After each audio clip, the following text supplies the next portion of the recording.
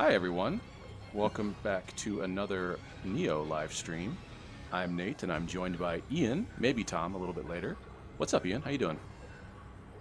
I am doing fine. How you doing, Nate? It's been a day. It's just been a long day. I'm very tired. Is it ever not a long day? Seems like it always is a long day. It seems to be my usual now for Wednesdays. I don't know what it is, but I'm just sort of, I don't know. I feel like I'm always sleepy. I'm always tired. I have a lot of like sleep debt built up, and no matter what I do, I can't sleep it away. Maybe drugs. You drug it away. Yeah, maybe. Look, you come here for good advice. That's what I'm here for. Yeah, that's some solid advice. Listen up, kids. Yep. It's I'm not a bullying. useful person. Yep. So, I think I'm currently in the middle of a side mission that I totally meant to finish sometime in the last like 2 weeks, because it has been an extra week between sessions. And I forget why I couldn't beat this level. I'm vaguely following a path I remember. Oh shit! But I burned to death. Cool. That's always a good time. Well, shit. Why? I forget what I was doing here. Or yeah, no, this wasn't where we left off last time, right? I'm pretty sure. God, I can't remember. It's been 2 weeks. It kind of looks like. I mean, we definitely were here. Yeah. Yes, I think this is where we left off. Interesting. Maybe this is the main mission then. That's also a little. I just remember because I remember not having a good time on this level. I remember you getting steamrolled on this staircase. That's what I remember. Yeah.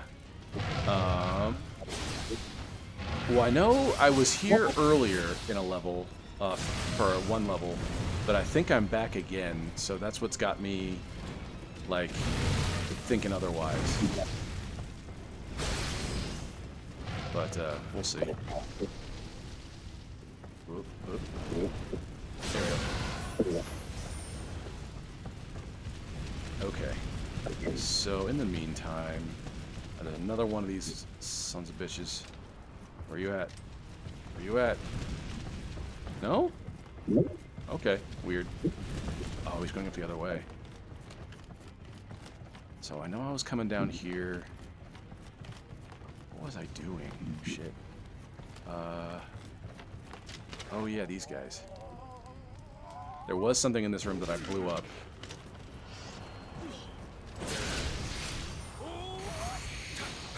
Can't let this guy get too powered up, I don't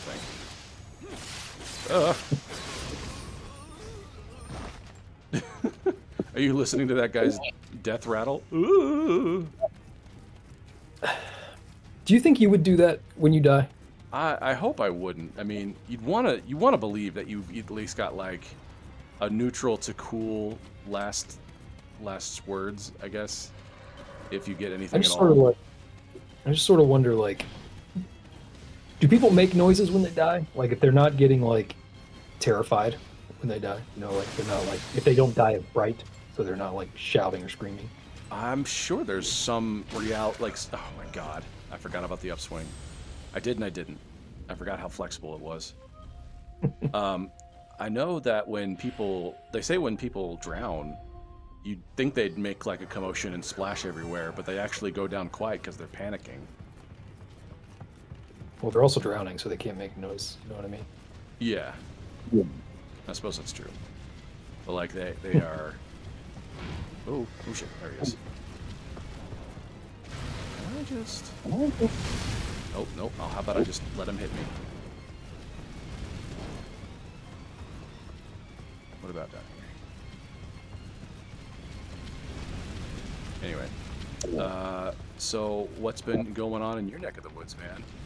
We are finally. We're gonna go into the negative temperatures here in about a week. Yeah, it's like fucking. It's been winter here for like a week too. I mean, we don't get like the middle plains, the northern plains type winters here. Sadly, I'd like to get those because you know I'm a fucking psychopath. Yeah. But yeah, it's been friggin' cold. I'm digging that. It feels like we had, I think, a week and a half of fall. It went Yeah. from pretty much like basically summer to fall, and then a week and a half later, it was the Oh my depths of God. winter, which sucks. Could This use a little bit fucking more level, fall. man.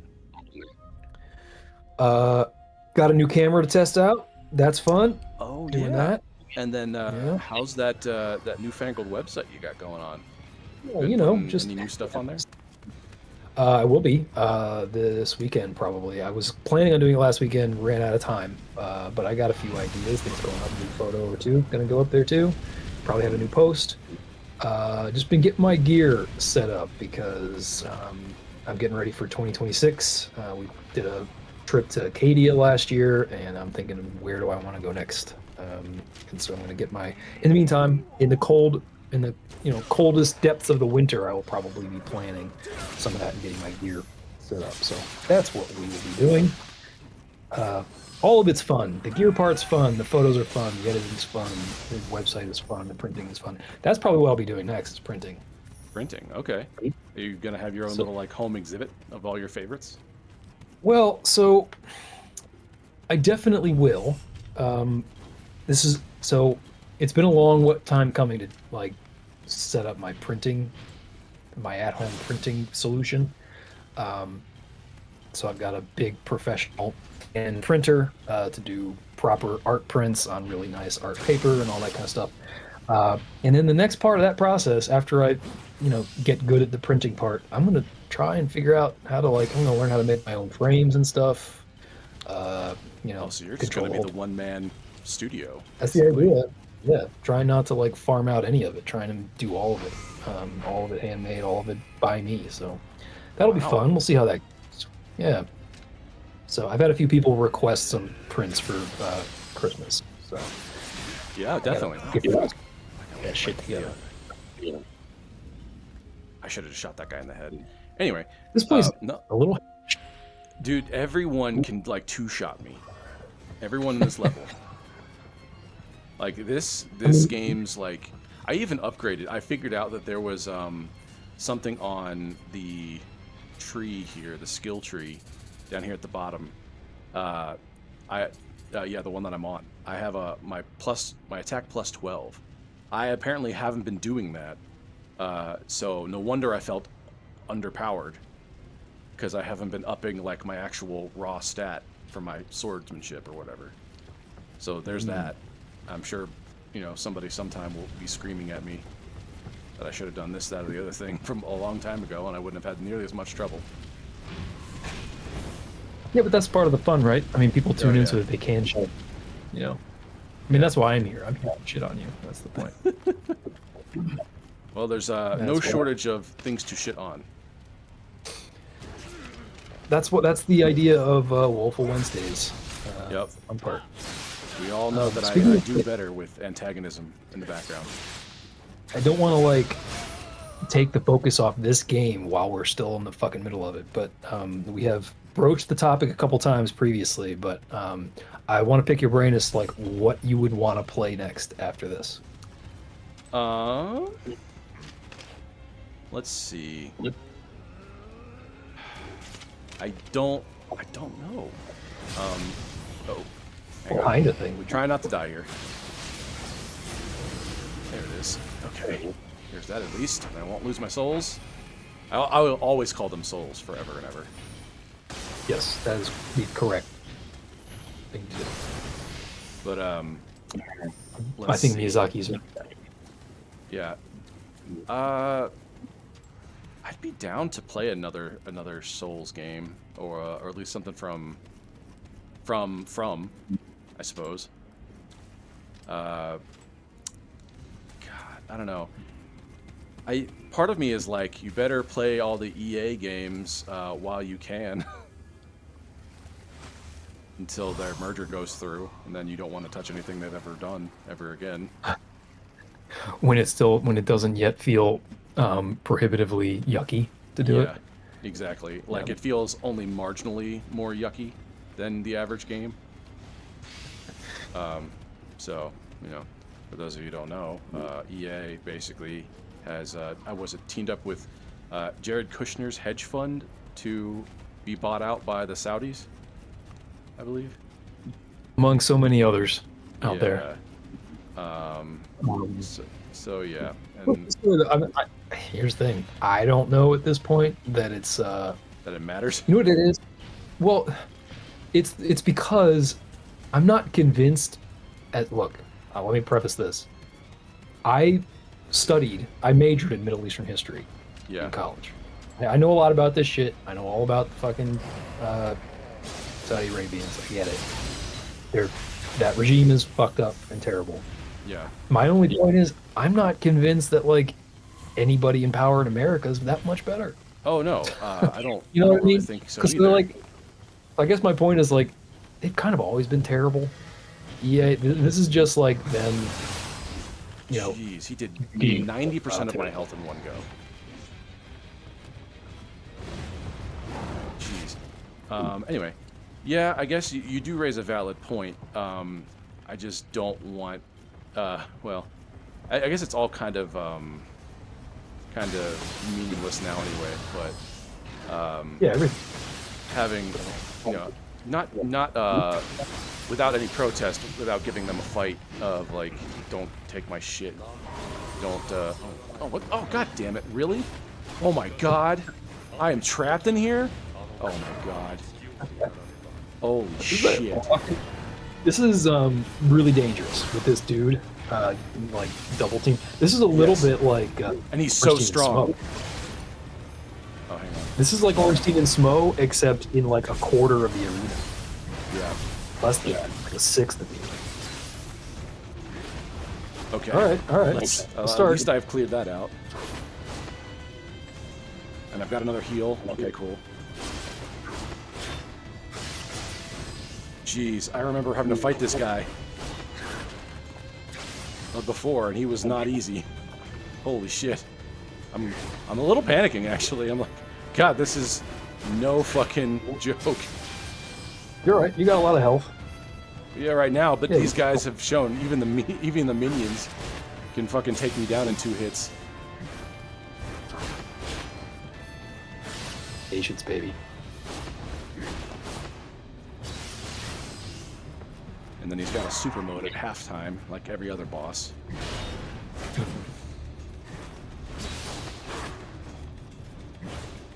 Ugh. He's a Mothman? A little bit, yeah. What?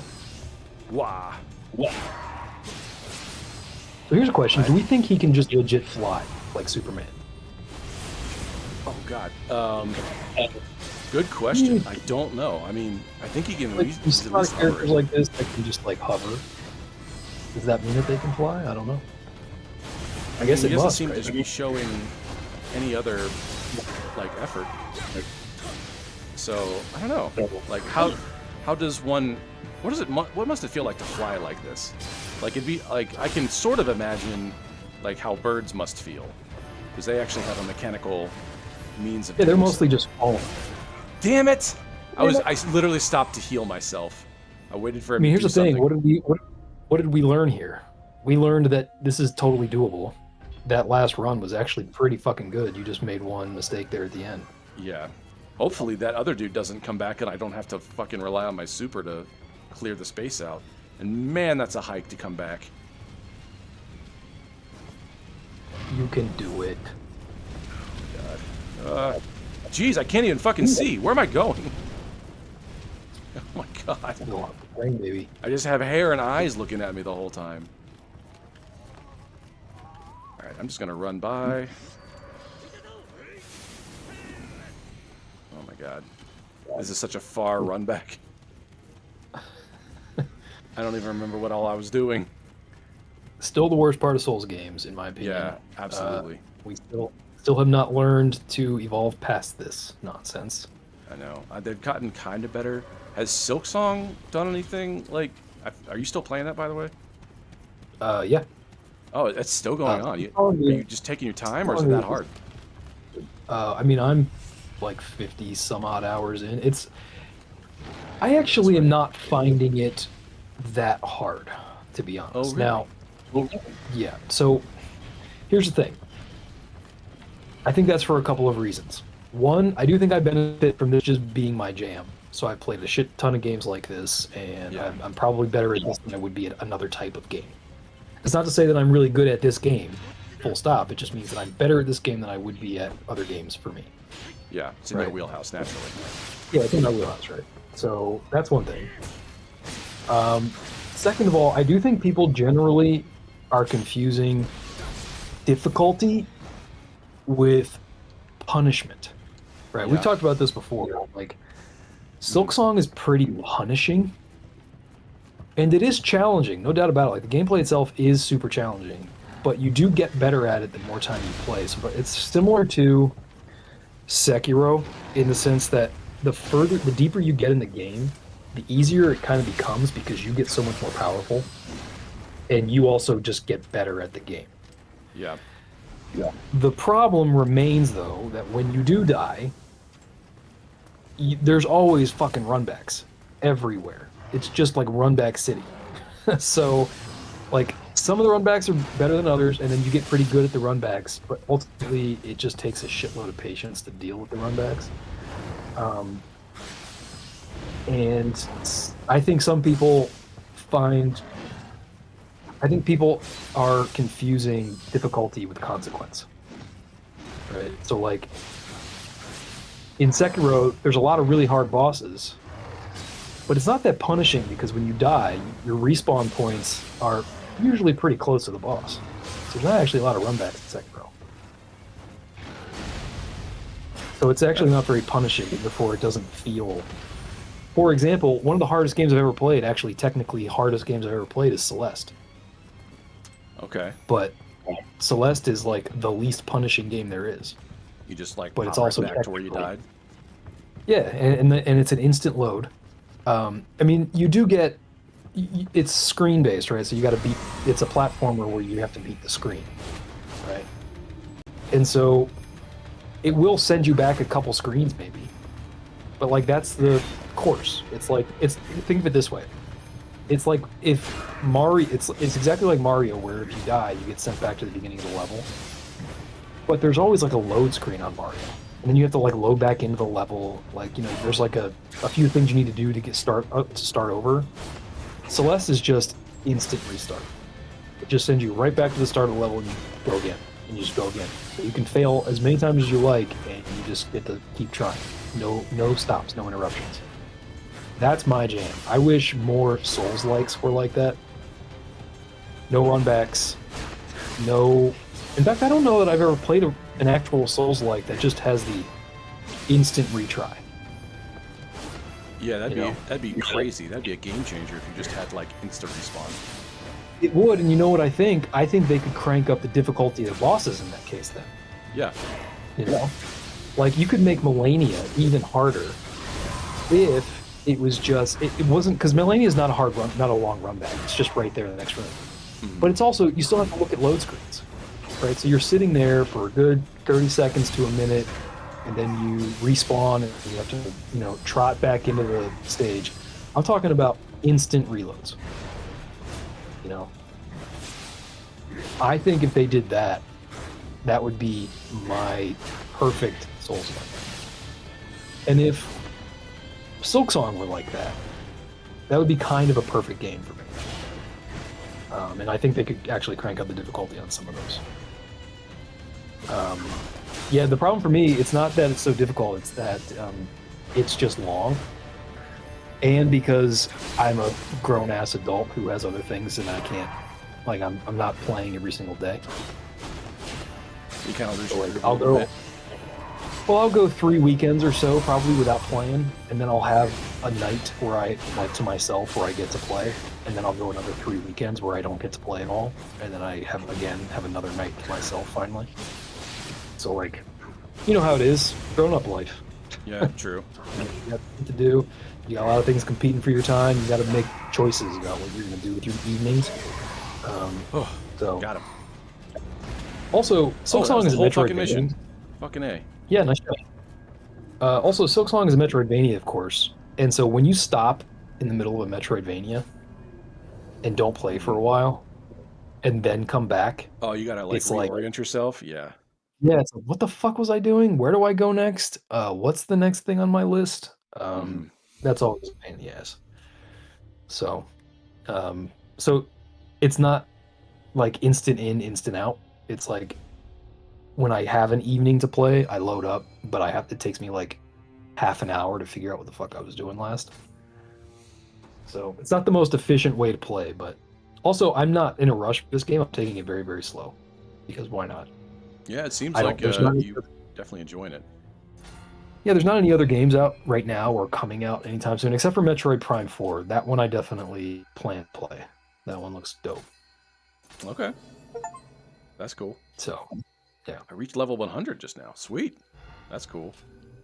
And no reward. And not, yeah, I got a little achievement like notification in the corner. Awesome. All right, so yeah, that was a side mission. So yeah, okay. Well, I'm glad I at least did beat that pretty quickly, I suppose, so we can move on. Yeah, see, like I said, you proved concept on that one pretty early on. Yeah. Oh my God, Kelly has resurrected the Lord Oda Nobunaga as the Demon King of a new world of ceaseless strife and warfare. Holy shit! Well, I mean, I guess that was inevitable if we're dealing with demons and Nobunaga. I mean, I would say it's kind of a trope in historical mythological Japanese fiction.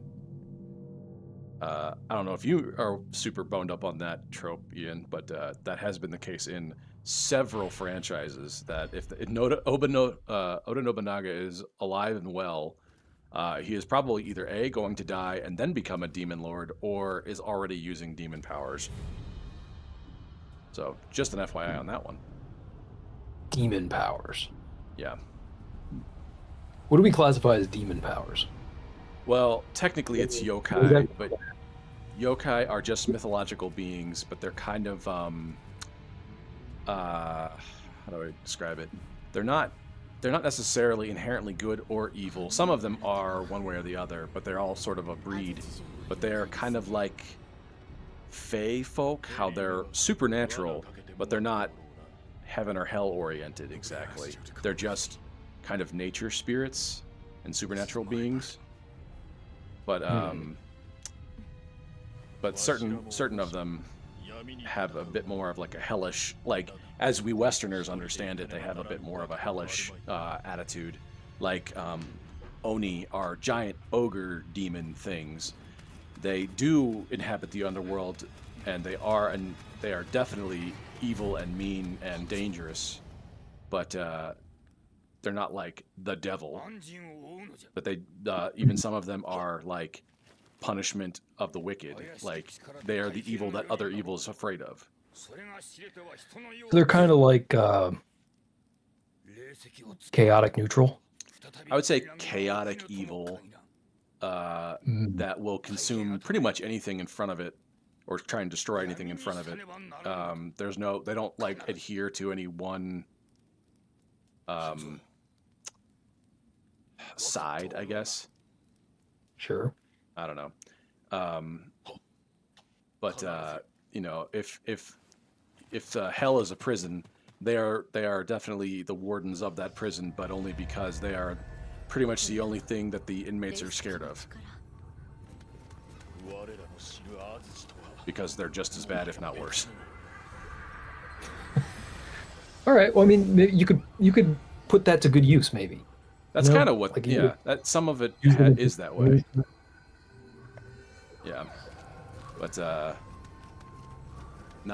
mostly Onis are like they'll live up in the mountains or in the forest or something, and they shapeshift and they'll lie and cheat and steal and kill, and they are incredibly strong and incredibly deceptive, and they will like eat you if given a chance.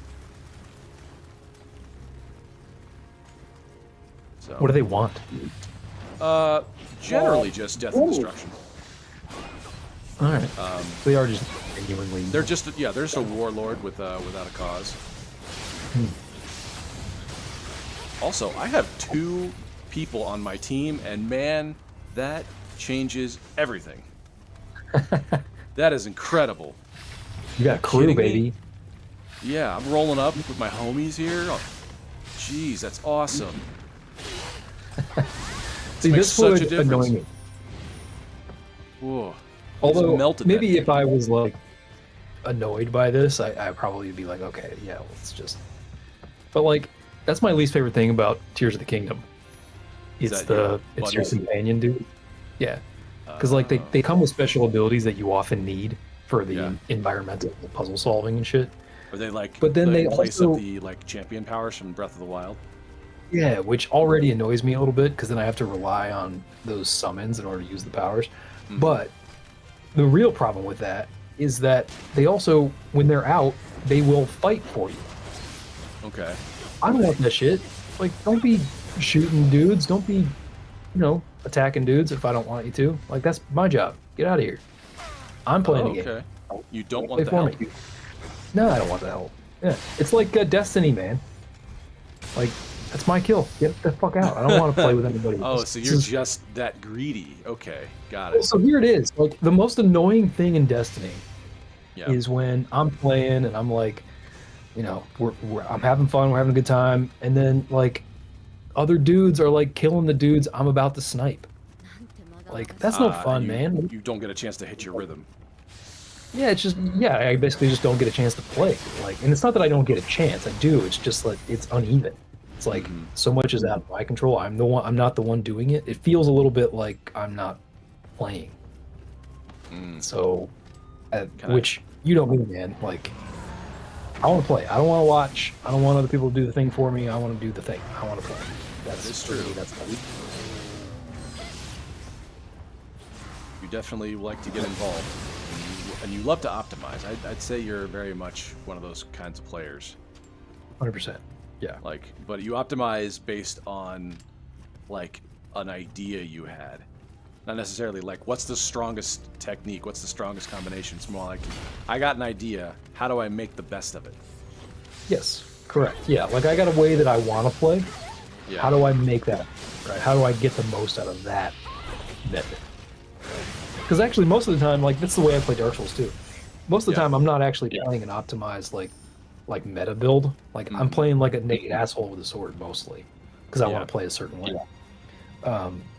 That's not to say that I'm not doing that because of hard mode. I'm just doing that because that's the way I want to play. That is your particular favorite flavor. It just so happens that the way I want to play is often like, okay, we're gonna make that the hardest for you because fucking Miyazaki's an asshole. Yeah. So it's like, here's the thing. I want to play like kind of a Dex kind of character. Dex is usually powered in Souls games, but so be it. Like, that's the style I want to play. So if it was overpowered, I'd still play it because that's the style I want to play. You know what I mean? Yeah. Yeah. So yeah, like, you have your favorite flavor. You want to try and build towards that, whether that's optimized naturally. That's not neither here nor there. Yeah, exactly. Yeah, 100%.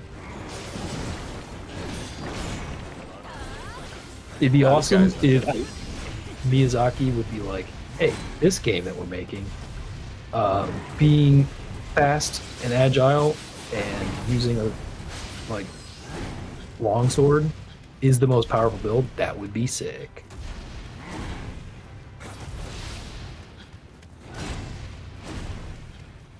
Alright, can I get you up, please? That'd be awesome. What do you think these guys do when they're not killing guys like you? Go to Costco. What? Go to Costco? Yeah, go to Costco.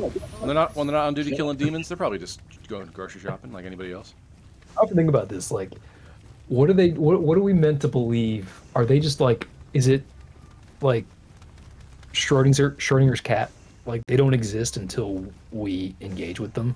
Like, is that what happens? Like, what effectively for the in terms of game mechanics, that's exactly how it works. In universe. But I imagine if they're not actively doing something, they're probably doing reconnaissance, especially if they're ninja. Everyone thinks that ninja look like this dude, like here in the getup, but that's actually more of a kabuki theater interpretation of a ninja. Real ninjas were actually way more like a CIA type, where they would wear normal clothes and They'd be your gardener. You just that the gardener also is highly trained in like knives and then also espionage and shit. So like yes, this kind of ninja existed and maybe even in this capacity, but the ones we know are largely a theatrical representation. So, you know, The famous ninjas are bad. yeah, famous ones are definitely, unless you like had a clientele you were catering to, I suppose people would know you because you got to get work. Yeah, you gotta make money. You gotta make a living.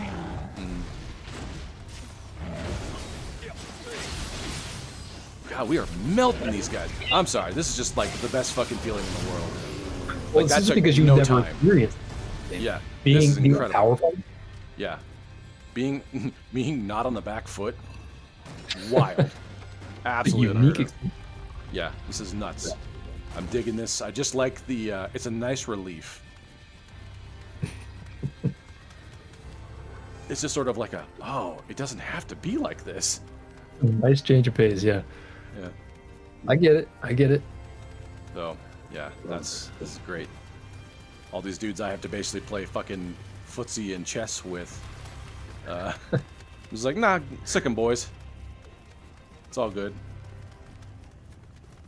All right. I do need to figure out where the fuck I'm supposed to be going, though. So I did that. I feel like that's like the main challenge of this whole game for you. Like, yeah. What's next? It is probably like the number one thing I wish this game had better, like better conveyance. All right, there's that. And I'm trying to be a bit more selective in what I take now because I'm tired of going to the fucking store and selling shit that I don't need. Not that I don't mind the gold or the raw materials, but I've been doing that for a long time. I'm pretty set, I feel like, at least on the materials part. Are there inventory limits in like Diablo, for example? Oh yeah, definitely. Because like part of the loot management is part of the game. I was gonna say, because like that's such a loot-based game, it must be like a huge component is just managing your inventory. Yeah, it's definitely a. Jeez. I will say it's nice having guys, but it kind of makes me forget that I will be one-shotted if I'm not careful. There we go. Whew. Okay, not bad. What is this? Oh, okay, cool. I think I'm repeating on you.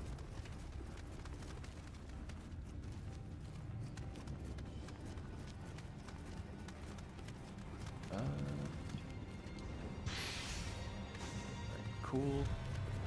Man, I will say this: they're kind of tough on the decor. Have you like? There's no good feng shui going on right now. Dude, he just knocked out one girl. She teleported back up. She's magic. She's OP. I mean, she is ninja, so like she can just teleport everywhere. It's ninja magic, baby. I definitely watched her jump off the level though. She's fine. She's fine. Fine. Yeah. It's all good. Oh man, this is awesome. Leaving caltrops everywhere. I just need to bask in this a little bit. This is great. This is awesome. He doesn't want to leave. I kind of don't. To be here. I kind of hope this level goes on for a while, so I can just like enjoy the pack tactics involved here. All right. Oh shit. Okay. Well, do that in a second. This feels. It feels like hard progress. I feel like I can jump down here, and then I'll go up the side here. Do you remember any of this from your playthrough? Very, very vaguely. Again, we talked about this, I think, a couple streams ago, but like so much of this game, I think this is one of the areas where this game falls down because so much of it looks very, very similar. Mm-hmm. So like, not only is it like ancient history for me, we're talking like, honestly, at this point, like 8 years ago, 9 years ago, I think. Yeah. When I first played this game. So this part right here to the right, I do vaguely remember that like floating, glowing thing out there, but like contextualizing it, like where is this relative to the rest of the game? It's like, fuck, I don't know. Do not remember. I also remember more of the earlier game than I do the later game because, as per usual with most games, you play more of the earlier game than you do the True enough. later game. You know, because like you have starts and stops, or you start over, or whatever the case may be. Like you go back to the first. Like that's where I did a lot of farming. That's where I did a lot of like labbing out specific enemies, labbing out my kit, like shit like that. So I just played a lot more of the first part of the game than I've ever like. I only beat this game once. Oh, okay. So like, my memory of it is like, well, I beat it once and then And that's it. I'm on. good. Yeah. Yeah, it's a little bit like Mega Man in that way. Like while I'm playing the game, like I assume the powers, and then once I'm done, like the power goes away. The power's gone. Oh shit. Well, I'll say this: they know you have backup. They've been dropping tougher dudes and more of them all at the same time. Well, it's good that they're modulating. Yeah, that is nice. I don't hate it. The run back is still not. I'm not a fan of that. Run backs, baby. Can I go this way?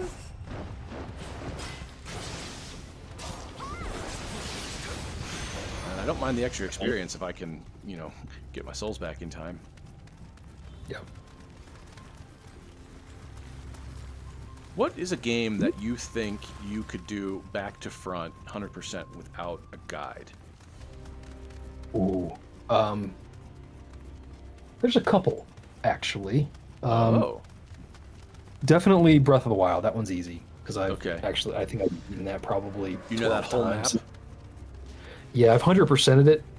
I've 100%ed that game 3 times. Damn, really? And that's including the Koroks. Yeah, I was gonna say that was my next question. Like, do you include the Koroks in that, or was once enough? No, I've 100%ed the Koroks 3 times. Jeez, dude, that is nuts. I've got Breath of the Wild. Yeah, I did the very nice. I did the I actually did some of the math on this, like back of the napkin math, because someone had asked this question, I think, in the video game channel on the Discord, and so I thought about what was the game that I've played the most, and it was definitely Breath of the Wild because I've got 700 hours on the original Switch. I've got 400 more hours on 700 hours on the original Switch from one profile, something like 120 on a second profile, and then I've got like 400 hours on allegedly on the Steam Deck. Allegedly.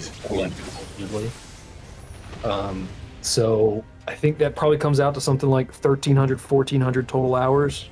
That's truly in Breath of the impressive. Wild, which for a game that's not a live service game, that's kind of madness. It's kind of stupid.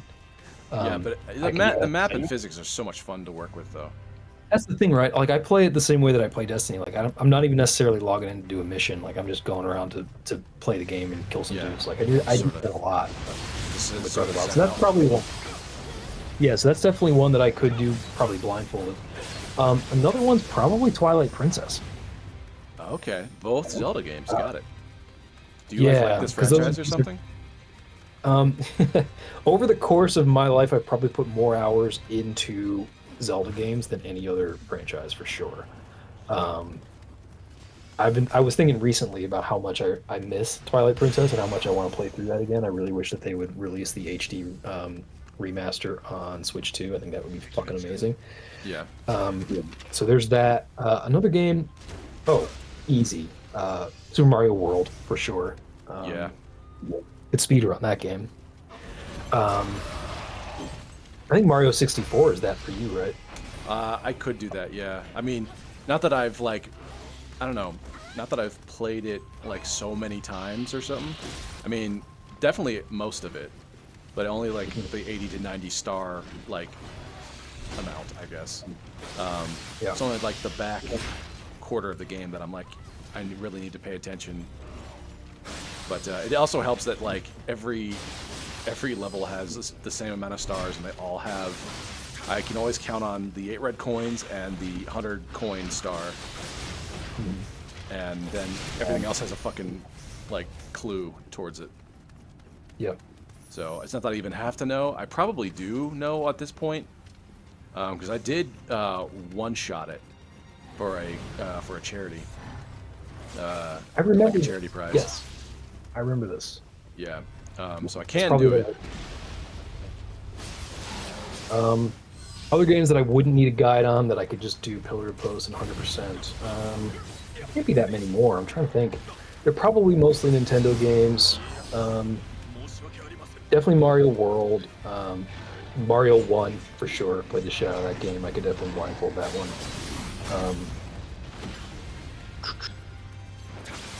Man. I want to say Sekiro, but I don't think so. I think there's too many like secret endings and shit and secret stuff that I probably would have forgotten, even though I've played 800 hours of that fucking game. So probably not Sekiro, probably not any of the Souls-likes, just because their pathways are so meandering. Like Dark Souls 3, there's still so much in Dark Souls 3 I have never even discovered. Like, there are things I don't even know about Dark Souls 3. There's like hidden shit. Like, I think becoming a legit expert in those games is real hard. That's an impressive thing to do. Like, I can't imagine like Elden Ring. That's crazy. Yeah, to know everything about that fucking like map. Just knowing the map itself alone would be really hard. Let alone like the storyline, the story beats, and all the branching pathways and all the quests. What happens when? What locks you out of what? Yeah, exactly. Like that stuff.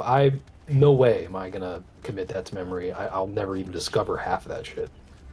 Partly also because it's like a lot of it is kind of like relies on you paying attention to the story, which I don't have patience for. So that's sort of the trick for me. Like if it's story heavy or story based, I'm gonna get lost because I'm gonna be racing through those cutscenes. I'm gonna be,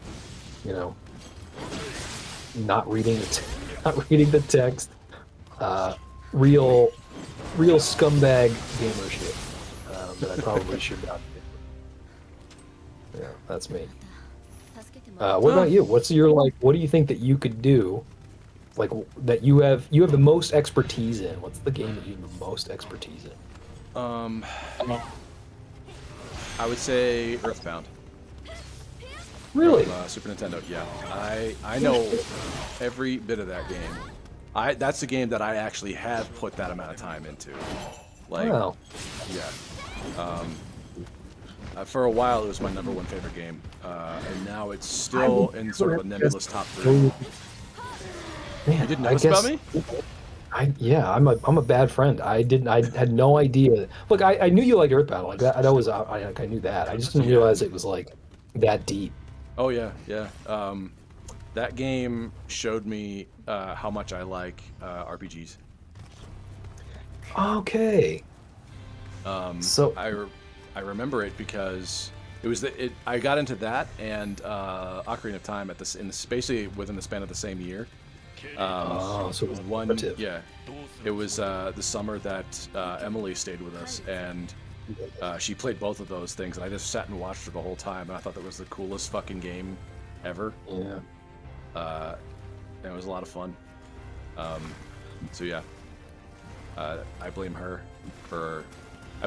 and you in tandem for most of my taste in games. Yeah, it's funny because those are very disparate tastes, right? So you got because for me, while I actually really like watching Let's Plays of Earthbound because I actually think it's beautiful.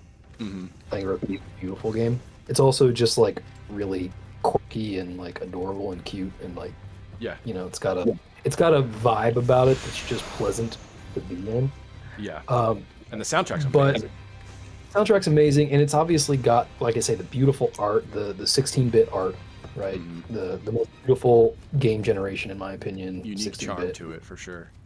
Yeah, it's got that charm. So, for me, that's one of the few games of that genre that rise to the level of me, giving a shit about.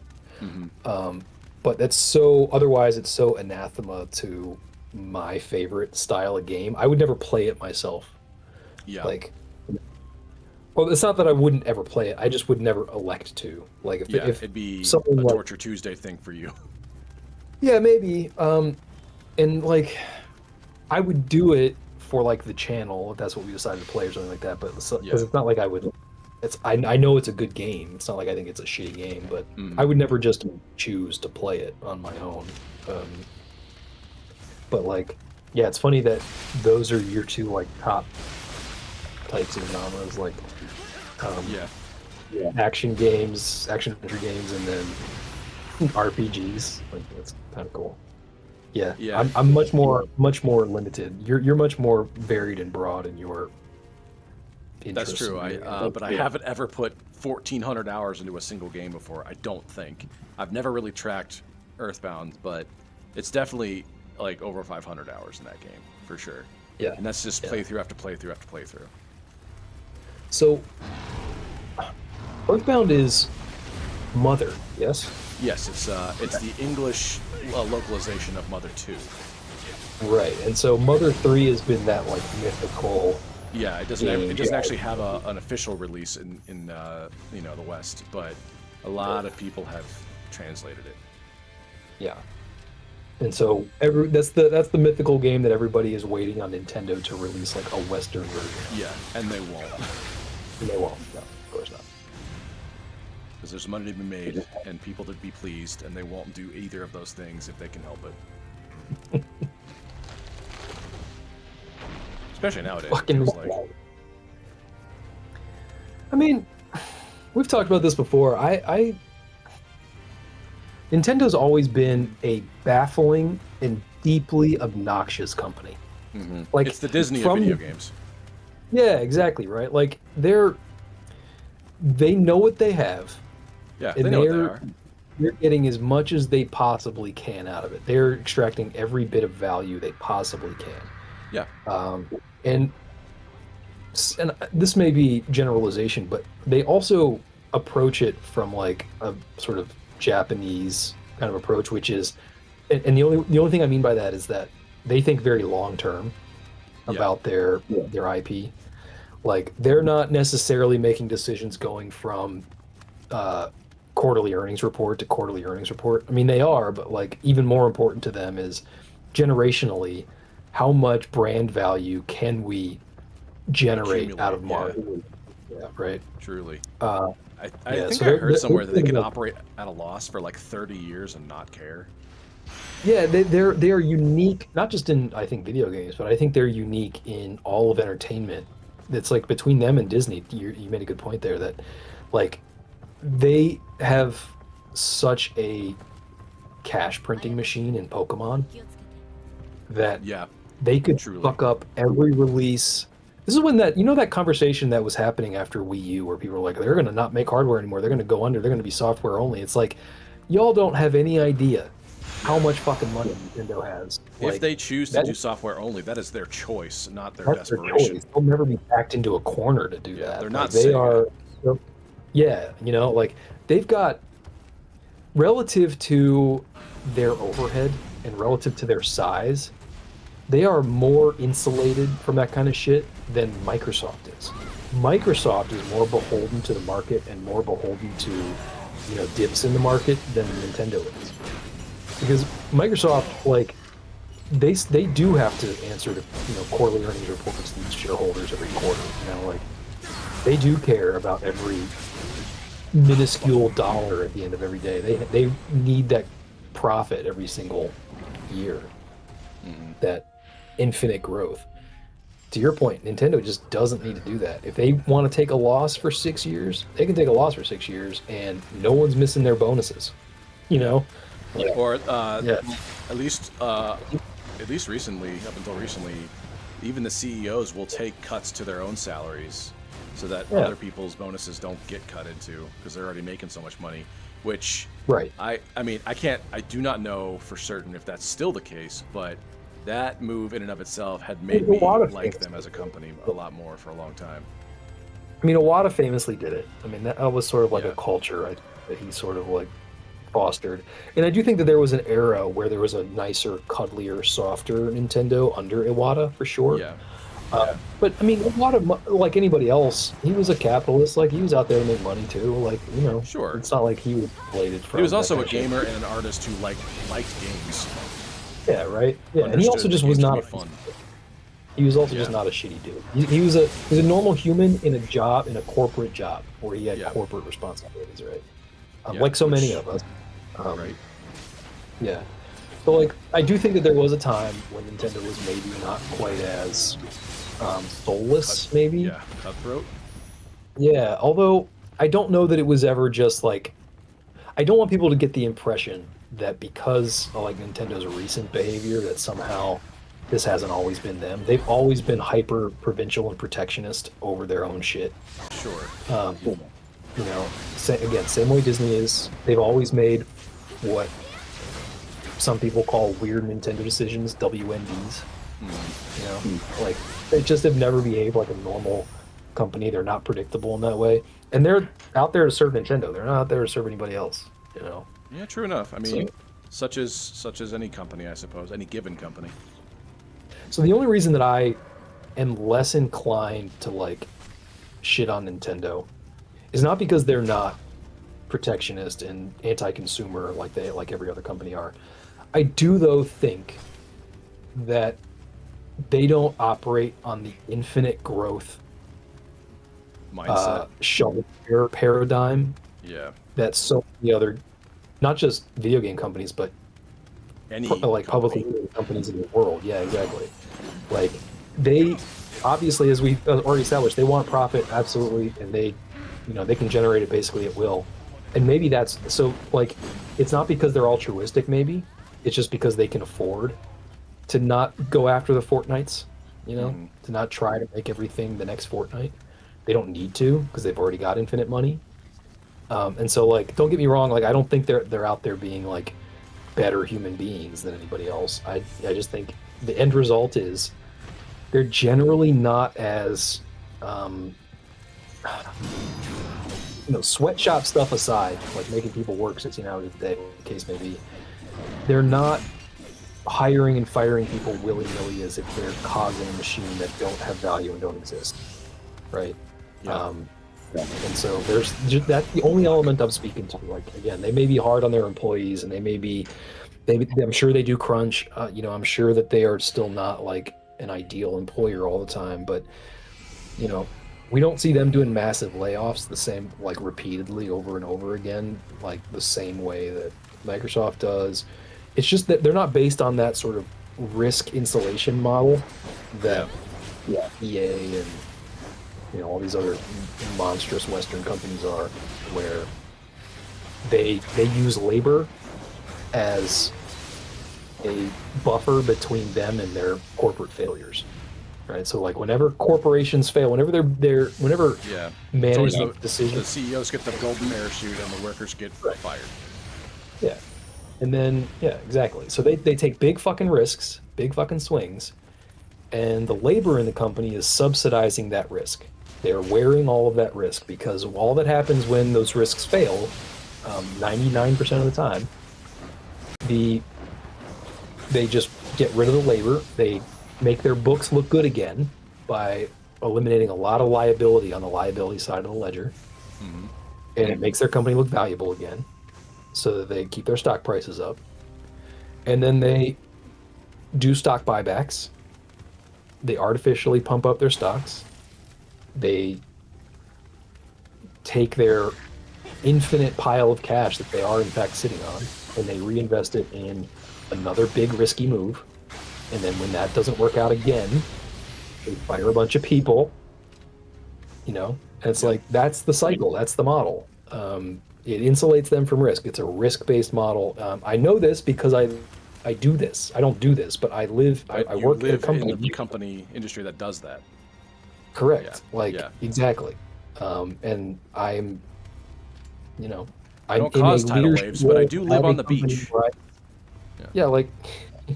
I sit in meetings with finance guys who talk like this. This is the way that they think. This is the way that they work. And God, that is such a ridiculous, like, inhuman. Like, I don't know. I'm just. I think I've just like had it up to here with all of it anyway. Same.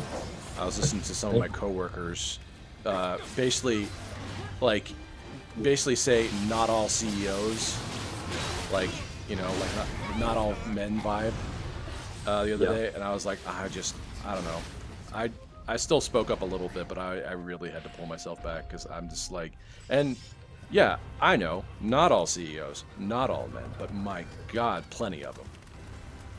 Yeah, the exceptions are the exceptions that prove the rule, not the exceptions just to the rule. They're the exceptions that, because by nature of them being exceptions, that indicates that it's in fact the rule, right?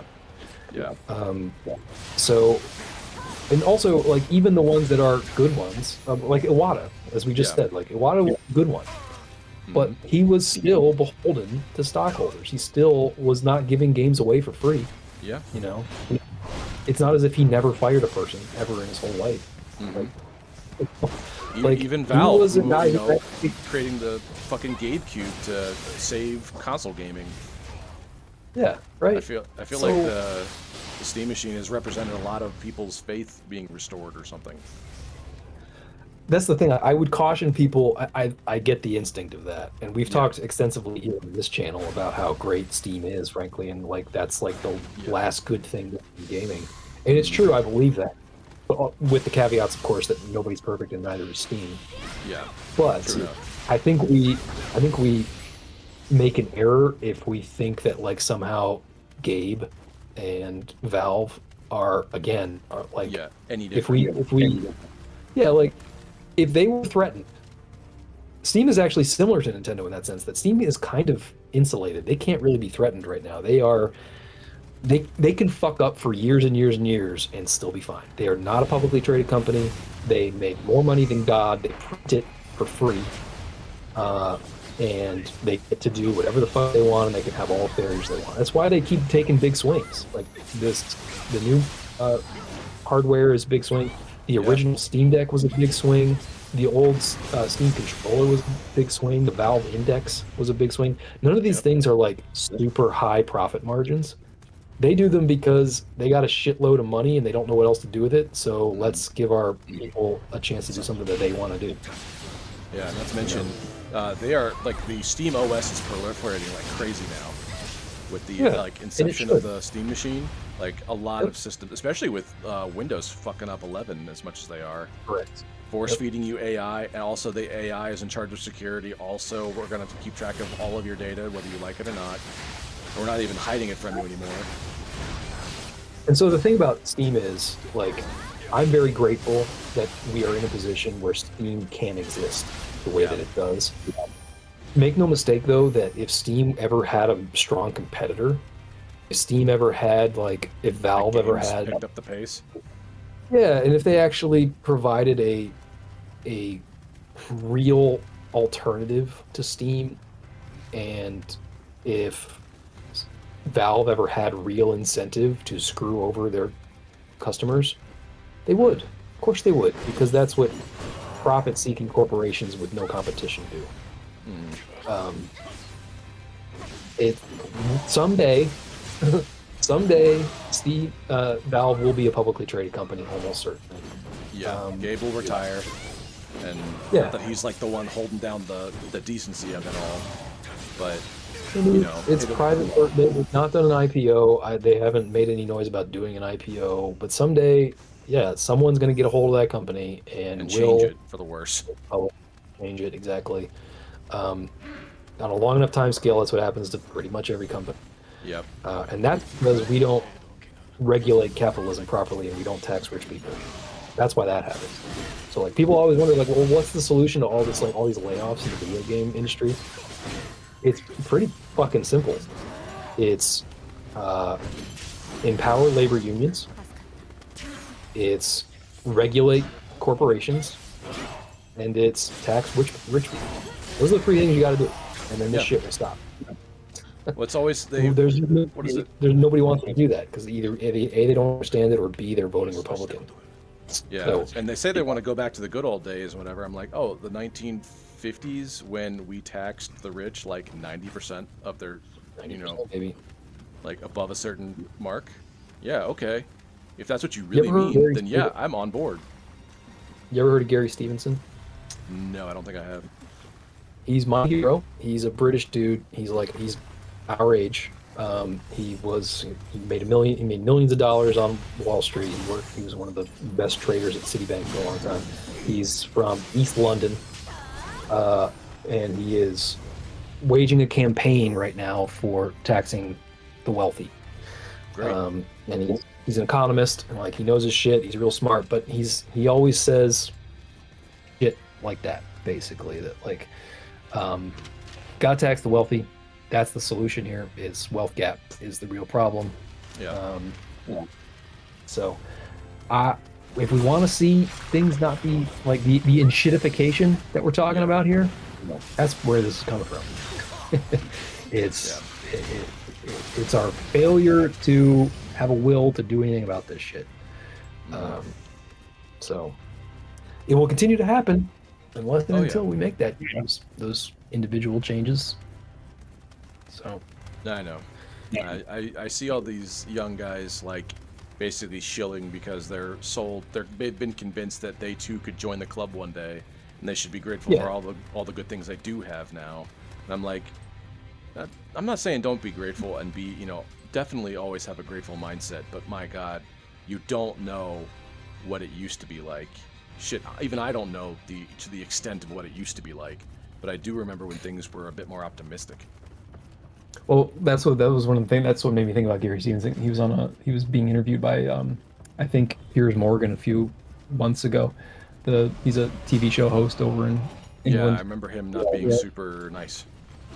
No, he's a piece of shit. He had a show on CNN for a little while, and then he got canceled because he sucks. Yeah. But anyway, he was asking Gary Stevenson. He said, tell me the last time a socialist ideology actually even worked in real life.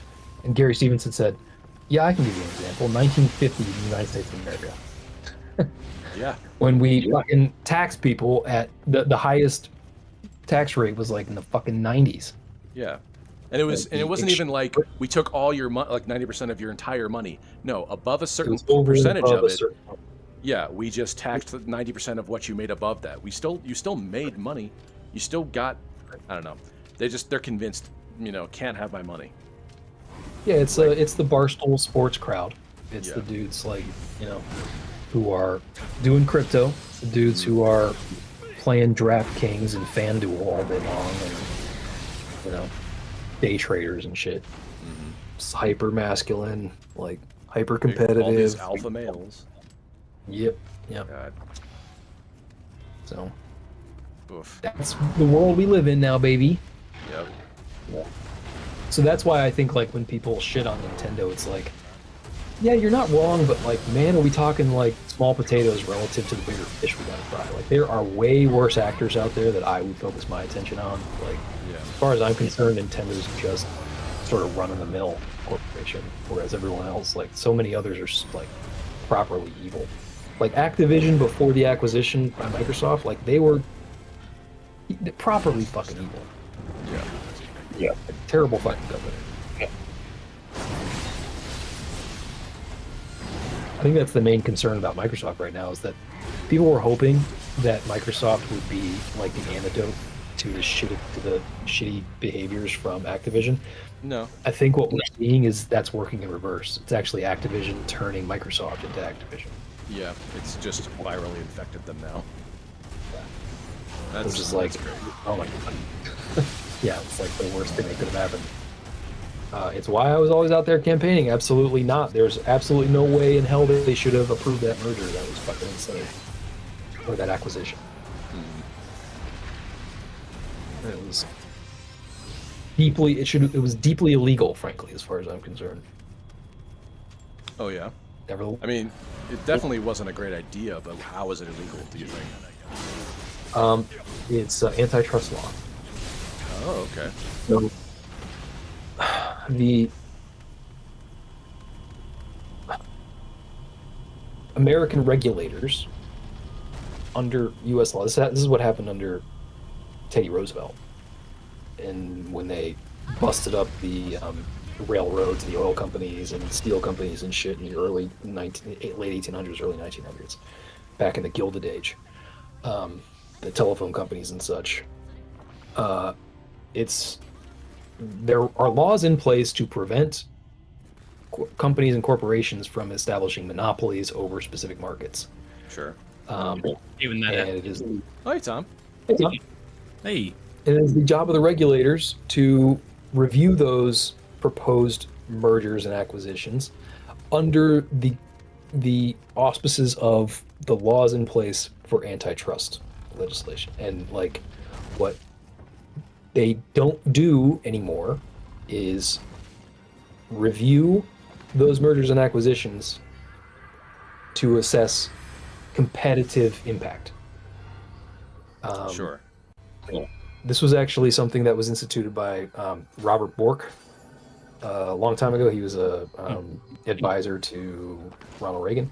And his theory, his philosophy was, before him, the idea was that you basically don't approve any mergers and acquisitions that reduce competitiveness in the market, right? Yeah. So it was all about maintaining competition within the market. This guy came along and said it's okay to reduce competition if we can establish that the merger and acquisition will nevertheless help customers. If it will benefit customers in some material way, then it doesn't actually matter then we can be quite happily have monopolies if it's now. How does that work? Riddle me that. Yeah, I'd like to see the metric on how do you know when customers are helped. But yeah, this is the idea of vertical integration. So usually the argument from companies who are trying to do mergers and acquisitions is that this will make them deeply more efficient. And that way they can provide services at a much lower cost because now they are vertically integrated and they have control over supply chain, they have control over delivery and logistics, they have control over R&D. So they basically control every part of the product from pillar to post, and therefore they don't have any go-betweens. They don't have any, like, nobody's taking a vig, nobody's taking, a slice off the top. There's no middlemen. Like, these are the kind of arguments they make in these sort of proposals to American regulators. This is what was happening. These are the arguments that were happening with the EA, with the Activision acquisition. And it was Microsoft-based, because think about it this way. Microsoft, who themselves are a publisher, consolidating with Activision suddenly makes them incredibly dominant in the market, right? Well, I don't know exactly what Microsoft's arguments were, but they would have been effectively that we are now able to provide video games at a lower price. We're now able to at a lower price because we don't have to compete with anybody. Yeah, because we can add Call of Duty to Game Pass, and Game Pass is a cheaper alternative. It's the best deal in gaming. It's a more efficient way of delivery to the customer, and therefore the customer can actually play Call of Duty for $10 a month now, right? Yeah. Which may have been true at the time, but now guess what? Xbox $30. Now it's $30. Right? Yeah. So like, all they did was lie. We should absolutely allow monopolies because it'll be good, except for the fact that we don't take into account that they will abuse the privilege of being the only Correct. game in town. Correct. There's Because no. that's This never is been a basically a thing. gentleman's agreement. All they have to do is say that it's going to benefit the customer. They have to make an argument about how it's going to benefit the customer. Mhm. And so at this point, the actual execution implementation of antitrust law, application of antitrust law, is theoretical at best, and because the regulatory agencies tasked with actually enforcing those laws have changed their perspective on what their remit is and what they're meant to actually achieve with this antitrust law, because they actually don't care about competition anymore. That's no longer a part of their analysis. What they care about is, can they justify it by saying that somehow the customers will otherwise benefit. And so that's what happens. That's why it gets proved. That's neoliberalism.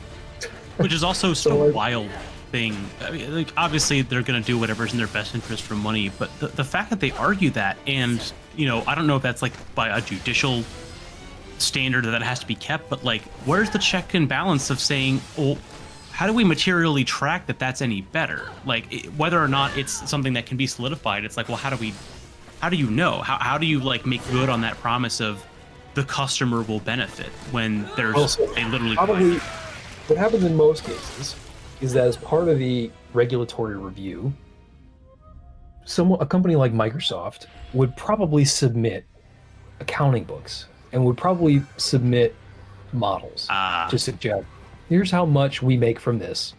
Here's how much the price will reduce because we're adding Call of Duty to Game Pass. Here's the delta between what customers were paying before and what they're going to pay later. And right? that Here's might what be our true at estimate. the time, but then they don't say anything about Well, and here's how we're going to change right. it. Yes. Later. Not only is it not binding, right? They can just choose later not to abide by that. They can choose later to do things differently. Yeah. But also, it's that kind of calculation, much like any other data, can be, it's not manipulated, but it can be presented in a way that is favorable to the company making the presentation, right? So like, they're making a lot of assumptions to arrive at that positive outcome, right? Mm-hmm. They're making assumptions about opportunity cost. They're making assumptions about inflation. They're making assumptions about competition left in the market. They're making assumptions about demand. They're making assumptions about interest rates. And they have to make all those assumptions, and they make those assumptions in a way and they put it all into a model to spit out a number that makes it look like it's favorable to a customer. And all of those numbers are speculative. They're made up out of whole cloth. And they say these numbers, assuming these numbers are correct here, that we are predicting will happen, the cost of the consumer will therefore drop. And that's entirely speculative, largely invented out of whole cloth. And as I said before, it is not binding.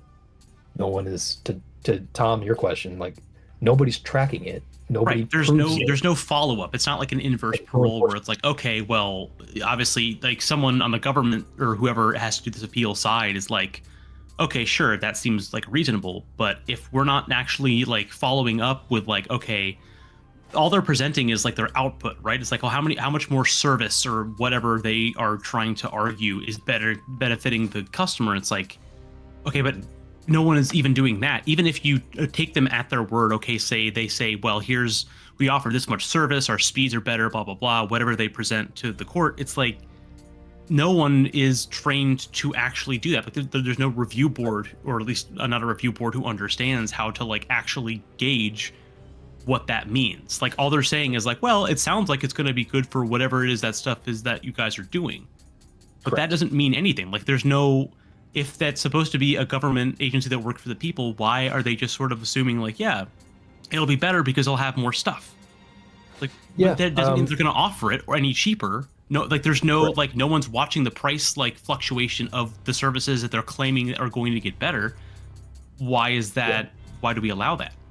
The bar for these companies to clear in order to justify, quote unquote, their position, the bar is extremely low. And well, why is the bar extremely low? Well, largely, because of something called regulatory capture, which is effectively private corporations, more or less offering employment or otherwise incentivizing regulatory agencies and regulatory representatives. Bribes. Monetary. Yeah, it's basic bribery. To my, it's bribery. To my mind, it's corruption, and what that ultimately amounts to is everybody that works the Treasury. What's their CV? What's their resume? Where did they work before they were at the Treasury? Well, I'll answer the question for you. They worked at Lehman. They worked at Goldman Sachs. They worked at Lehman Brothers. They worked at fucking Citibank. Exactly the types of dudes that the regulatory agencies in America are meant to regulate. So like, you've got all of these regulatory services being owned and operated by the companies they're meant to regulate. That is the definition of the fox guarding the henhouse. And then these people, after they get out of these regulatory agencies, they get big contracts and big jobs they get with kickbacks these. and all this other shit. They actually get employed by, Merrill Yeah, Lynch. job well and- done. Now come join us and reap the benefits that you gave us. Right. And so there's regulatory capture. There's corporate welfare, which is basically no taxes, basically charged corporations ever. We Also, insulate them. corporations are treated as people. Correct. A single corporation is a single person.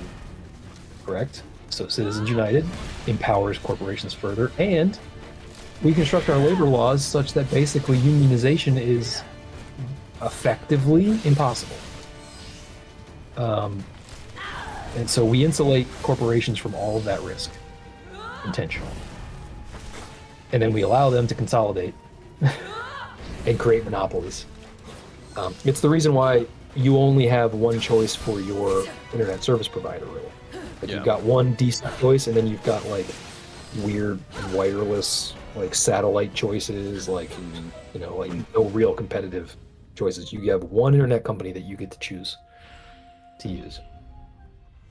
Jeez. Monopolies. Yeah, that's enshittification, man. Yeah, man. That's a failure to regulate. What the Sure, American that's dream is really you, built don't on. have to do anything. You can charge things. You can cut other promises. Yep. Yeah.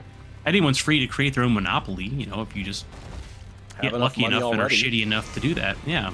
That's the whole point of the you could own your own business. And it's like, right. What happens after you have the small mom and pop shop? Oh, now it's bought up by Walmart. so and so. Yeah. Meanwhile, we are. Elon Musk is about to become the first trillionaire in history. Yeah, basically, he's theoretically already there. Yeah, I mean, they just approved a new $1 trillion compensation package for him. Tesla did. And all of that money is basically siphoned from public coffers because Elon Musk has built his entire empire on government contracts and government rebates. Make no mistake, Tesla and the EV industry at large makes their money primarily because they have competitive advantage because of government subsidies for eco, quote unquote, cars. Right? So you get tax breaks for buying a car, for buying an EV car. Sure. Right? And so he gets to sell his cars for a cheaper value than he would otherwise get to because And undercut the the government is paying people basically to buy his cars. And that's our money. Same thing with SpaceX. SpaceX is where do they make their money? Government contracts. NASA. Right. So it just cycles back into itself. Correct. Starlink, government contracts, defense contracts, all this shit. That's government money, that's public money, that's your money and my money. That's why he's so fucking rich. That $1 trillion, that's coming out of your pocket, dog. And in the meantime, they're not taxing him at all, they're taxing you. Really makes you like the guy. And the great thing about this is that this is the reason why nobody can afford a home anymore. Yep. Yeah. Fucking shit. What is up? I've beaten this boss like 3 times now. What is it about this? Is this like a level of- boss rush? I was gonna ask. I saw like the molten path. Yeah, I'm starting to see that I'm in a centralized location, and I'm pretty sure this all branches out, and I have to go beat each of the bosses I've basically already beaten in each one of these like branches. It's like I'm looking down here. I'm like, oh, that's another one, and I'm sure there's another one on the other side. At least a couple more. Man, fucking ridiculous. Ugh. I mean, it's meant to be torture. Yeah, no kidding. Like, I like this game, but my god, it feels like it's getting drawn out. Drag on It definitely is Yeah. like reusing some stuff, which I can see why they do it. In like, it seems like they're trying to go for like the Mega Man thing of like you fight the bosses a couple times in different areas, but it's like okay, Well, like, this is like the 4th time I fought her. right? Like, It's kind of the a- exact same. No new moves, no new, like, gimmicks, no new nothing. it's all the same. Yeah.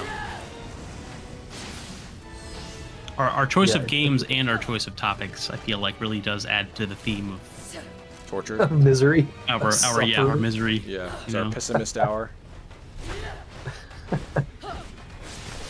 Well, that's, Well, that's I why mean, it's called Local Wednesdays. I started this this stream by asking Nate what he wants to play next after this. I think Oh that might yeah, help we just us never went back to that, did we? we never went back to this. I think this might help us get do through you this game. If it's feeling like it's drawn out a little bit, which I think it is. So I'll revisit some of the things that I think would be good. I still maintain. Nate, you said that you were thinking you were thinking about going back to FromSoft. Yeah. I think if that's the case, that leaves us with two options. Yeah. Both are pretty good. Dark Souls 2, obviously, which is a deeply underrated game. Yeah. Great game. I haven't seen enough of that game yet. Yeah, it's great. I highly recommend that one. You need to play that eventually. But I would favor Bloodborne. Oh my Yeah, God, because I give think it a like shot. that's high up on the list. It'll definitely require like a PS4, assuming that nothing happens in the Yeah, next couple I mean, months. I have a PS4, so there's that. But yeah, it'll just be like a hardware Yeah. bitch. I encourage you to play that game because it is fucking great. You will like it. Yeah. And it Still is on the my list. only it's the only game I think out there that you have not played yet in the FromSoft canon that is considered by many to still be their absolute best game ever. Yeah, that Best was game like ever. one thing I was super yeah. impressed by is that even people today still think that it's their Yes. best game. 100%. It's 10 years old. It's it's 11 years old at this point, I think. Yeah, you're not, and it's not my favorite game, but you're not gonna hear me argue with that Yeah. It's because like, Oh, yeah. I genuinely The think aesthetic it is. alone is still the kind of game where like it has that look, and knowing what kind of game it is, it's like, oh, I do want to play it. Like I gotta get to it at some point. And think about that this: fucking move. we're saying that this game is is a contender to be the greatest game that FromSoft has ever made. Yeah. Where does that put it in the all-time list? That's one of Yeah, the greatest that's games. true. Yeah, you're not wrong. Yeah. It's certainly probably in the top like 50 ever made. Probably the top Yeah. 20, really. And bonus, I think you will like it. I think you will Oh, I'm like sure it more I than this. will. I think The you will aggressiveness, I find- feel like, is gonna, because that's the part that I'm kind of look forward to. Like I get how it works now. It's like there's less like gear and weapons. There's kind of like more. It's like there's like two different modes for each weapon, I think, and there's like specific Yeah, like trick weapons. yeah, which I like that just because I like the idea of, I like how it kind of pays to be more aggressive, because like I play a lot of roguish characters anyway, but I like that it's a little bit more like, Fuck. no, get into stuff quicker and easier, and then you can kind of get into maybe like a flow state, sort of. And then Yeah, some of it the is, punishment comes from doing that wrong. It's very streamlined. It's like essence. It's purified souls, right? Yeah. So it's like it's much more. Like stripped down. Yeah, it is, because like what Tom was talking about, like the gear is not nearly as like there's not nearly as much of it. It's still very important, and there's a lot of it going on, but it's not nearly as like varied as the Souls games typically are. But the weapons that you do get are really meaningful, and like the upgrades that you get are really meaningful. And Tom was also alluding to like the gameplay style is much more aggressive. It rewards being on the offense a lot. That's very true. It introduces one of my favorite mechanics of all time, the rally mechanic, which is really fucking cool. Also, it's just like you will never get tired of that game because the art style and the FromSoft style of storytelling and all of the delightful secrets and quest lines and environments are just like god tier. So that's the game I think that's like the glaring omission from your FromSoft experience. I think that's the one you absolutely must play at some point. Okay. I mean, it's really So- it's just that and Dark Souls 2 that are really left in the proper Souls-like, right? Yeah, I mean, I guess AC6 is kind of a Souls-like now too, from what I hear. Yeah, I mean it is. I mean I don't it's know. from Soft. It's more Souls-like than the older Armored ones, Core yeah. games. I do is. remember playing like Armored Core 4 on a Blockbuster rental or something way back in the day. Yeah, I haven't played any of the ones get it before back then. 6. I remember I've watched a decent amount of you playing it and other people playing it. But it definitely is. It is Souls-like. It's just a little bit more. Like grindy. It's a little bit more of like the mech build. It's a little bit like it's so much more varied. Like you're not getting gear, but you are getting like different like parts for your core. And there's so much variance in like the permutations there, and so many different like types of guns and weapons that like you really can build different stuff. And that game is kind of the opposite of the Souls games, where in Souls games you're spending in the RPG points like leveling up specific stats. That's entirely dictated by the parts you put on your core, and so the game actually kind of encourages you to try out different things. Like I like my single shot DMRs, dual wielding with like maybe a launcher and like a melee weapon. And there are some bosses in that game where I literally was like, fuck it, throw it out the window. We're going shotgun chicken mode, where all I do is bounce around with 2 shotguns and a gigantic nuke on my back. And it surprisingly to me, it worked. And I realized, oh, this game wants me to try different stuff. Like, so it's basically the antithesis of how Ian decides to play games. I mean, essentially, like there are people who different shit. Yeah, there are people who can get away with doing certain things, but it is the kind of game where it's got like stamina, and it has like health, and it has like reload times, and it has lock-on accuracy. So it has so much more variance between like, you know, there's optimal ranges for stuff, kind of like bow guns in Monster Hunter. Yeah. But it's the kind of thing where it's like you can't possibly calculate all that in your head as you're playing it, unless you are just like one of the best of the best. And it's a Souls-like in that it's like it's not incredibly tough. It's more of you fighting the opponents while also kind of not fighting the system, but sort of realizing like, oh, I have a huge capacity for my boost, but it recharges slow as fuck. Maybe what I need to do is change up with this part, but also all the other parts I have equipped sort of determine like my overall like weight load and like how much damage I'm doing, etc. So it's kind of like one of those like you're kind of trying to grasp at this shape of what you're optimally going for, but you're never really quite hitting it 100%. You're just making switches while also doing different stuff. And part of it is like the dodging and the gameplay and how you're choosing to do certain things, but it's also a lot more like, you know, are you building a loadout to go full tilt into this one type of thing, or are you trying to make it more versatile? It's kind of like a in between both extremes of how to play Souls. It does a really good job of being like, you can learn the mechanics and figure out all that shit, but in terms of like how effective a certain build is entirely up to how you like use it and what the situation calls for. So it's a little bit more like it's mission based too. So it's also not like you're stuck with this the whole time. It's a lot more like, oh, this is a stealth mission, or this is a like reconnaissance mission, or it's like, oh, this is like a known boss fight. All right, and kit out accordingly. Yeah, and it's good. It is the kind of thing where it's like you can play spreadsheet manager with it if you want, but it's really not going to help unless you like really want one thing to work, which is great because it does kind of like, yeah, it's more like traditional like Dark Souls 1 where it's like, okay, I'm kind of beating my head against this, but you can take like you can template your build and you can take those newer builds into older missions, some of which are just one-on-one duels, some of which are like beat up on these, you know, grunts.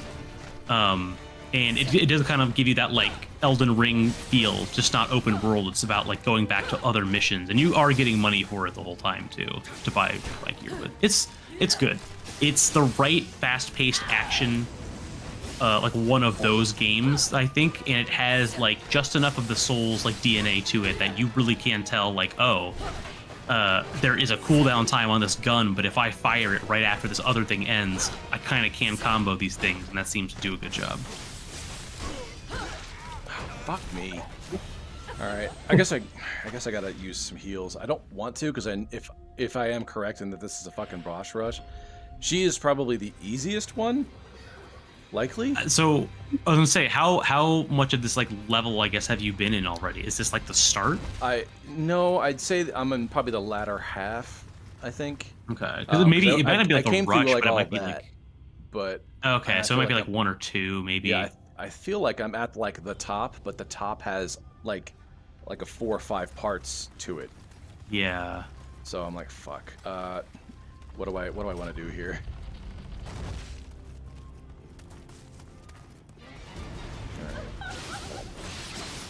Are you using the same stance the whole time? No, I've been messing with my stances lately. I'm in the Okay. fast one right now, just because it feels like I have a better exchange when I don't do as heavy stuff. Oh fuck! But if I keep getting hit by this paralysis crap, and then she can two-shot me after that's done, like I basically have to have about 100 successful shots on her without any sort of response and don't get hit like at all. You think it's like a damage, it's not like a gear check thing, is it? I don't think so. I just looked at all my stuff. I have all my highest rated stuff aside from like super heavy weapons that I've not built myself out for. I even found like the stat in like the Samurai Scroll skill list where it was just upping my base damage that I just haven't been doing, so that explains at least some of why I've been feeling so underpowered, because I have been. But even then, I don't feel too much more powerful than I did before.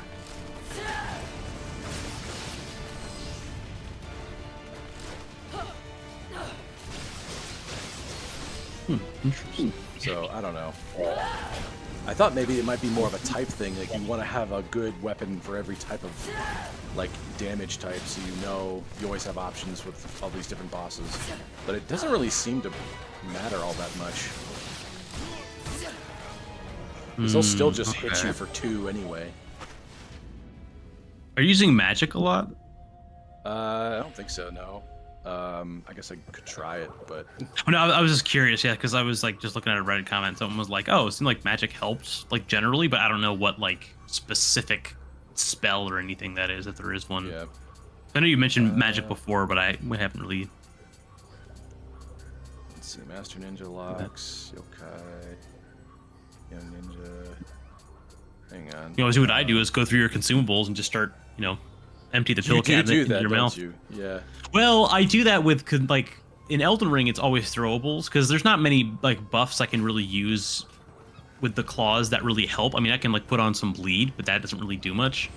But I like to have throwables because I like to, 1, test them on bosses, but 2, it's kind of like, well, if I'm getting chip damage in, I might as well just start fucking with them because if they got to be near me, just throw shit at them. I would say I don't normally kill bosses with it, but there was the one dragon. But besides that, it usually is getting me like 5% of their health. That was you were streaming. Well, there goes all my souls. It was, yeah. It was like I was risking it too because I was like, one more of his attacks could clear me, I think, based on the health I had left. And I was like, you know what? Let's just see how much damage I do. Yeah, I will say, to be fair, the consumable like projectiles in Elden Ring do have that scaling, and I guess all the Souls games. So like, playing a Dexy character usually means like, oh, it starts to become more of like a versatile tool because it does like 3 times as much as it would with like a strength-based character. So I'm like, well, it's about half of a normal attack for me, so I might as well invest my points in it. Yeah, true enough. Alright, I want to try a different boss. See, because I'm sure that's what's going to happen here. I've already lost all my souls because I stupidly... That's true, yeah, maybe another boss might make it easier. We'll see. Oh yeah, I'm familiar with him. Okay. Oh yeah, ball and chain guy. Familiar with this seems like more your speed because you can. Yeah, but he's still one-shotting me. So this is going to be super fun to get through. Let me tell you. I wonder if maybe he's more of like a medium stance guy where you get like 1, maybe 2 hits and then you back off. I was thinking the same thing. I think I had just switched into medium stance. You know what? I'm also thinking of. Remember during Elden Ring, because Ian, you were talking about like the Bloodhound step and all that. I wonder, like, do you have any other, like, I know you've got like a dodge of some type, at least I assume. Is there like any other like mobility skills or anything? Or is it kind of just like you get the 1 dodge and that's it? I have that. Ooh. Okay. The problem is that I'm not invincible when I do that. So if I take damage, it's really about positioning. So yeah, if you're like me, it's usually like, oh, I'm forgetting to do this one skill that isn't a cure-all, but it probably is a big help, and I just haven't been doing it. Yep. So he'll do. Oh, god damn. Yeah. He hits me, and if I don't have absolute full key, then I am right. Oh, that's right, because your key is your Yeah. Yeah, it's also part of your poise. Immediately broken. Is poise based on stamina here? Yeah. Oh shit, that's rough. Yeah. It's all based on life, and it's just those 2 bars. Everything. I feel like based that's on those harder 2 than bars. Souls, because in Souls, at least, like if you got like a little bit left, you can get an attack and kind of stand upright. Has not been the case so far. So another question I had asked Ian earlier, Tom. What is a game that you know you can 100% complete without any guides or any help or anything? What's a game you feel like you could do that with? Like 100%? Yeah. Maybe not one that you have done, but one you feel you could do. Probably some of the easier like GBA games from like when I was a kid, like Nightmare in Dreamland, maybe. The Klonoa games, just because like there's not a lot to them. Like those are ones I could probably 100%. That's hard because I don't 100% a lot of games. Probably that. I guess Vampire Survivors kind of counts. It's just a lot. It's a lot of time. It's just an auto shooter. Yeah. Soma, like a lot of story driven games that are like very like not really collectibles. In terms of like the more like classic games, I feel like I could probably do Shadow of the Colossus given enough time. Ooh. Just because that's one where like I mean the lizards would be the hardest part, I feel. But I feel like I could do 100% of that only because it's very like the main objectives are the 16 monsters, and then the side stuff is the collectathon. So it's a little bit more like Zelda. Just instead of puzzles, it's boss fights. Did I die after my dude only fell on the ground dead after the death screen happened? Oh yeah, it got like a delay because you were in the middle of some other animation. Yeah, exactly. It was like you died and then I fell over. Yeah. Interesting. Probably And I had some of already those. healed myself twice. It What else? blows my mind that not even in the late game do I have the means to craft my own heals. Yeah, I wonder if that's like a. Is this around the same time as Bloodborne? This is after was Bloodborne. Right? fucking blocking. How did it hit me that hard? It took my life directly away.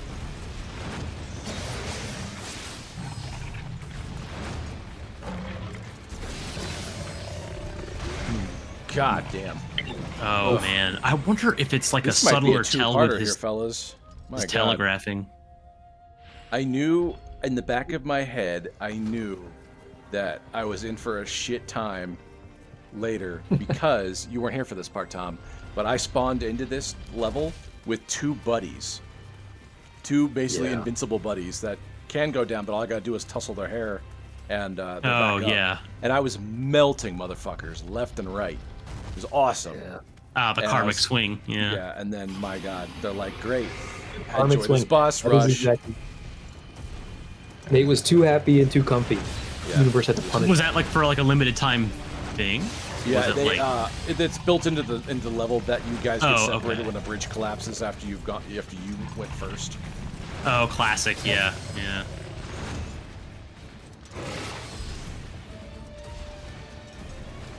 I wonder.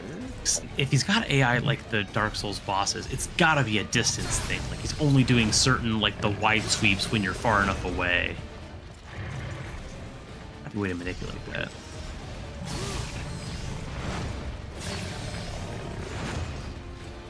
Yeah, you know, I'm Got starting to this get one. the same sense that you are, Nate. Like, these enemies, when we first encountered them, they were like really cool to look at. Yeah. Like, I feel like they've done their design a disservice by oversaturating with the same stuff over and over, right? Yeah, the ogre like Yeah, it's not cool anymore.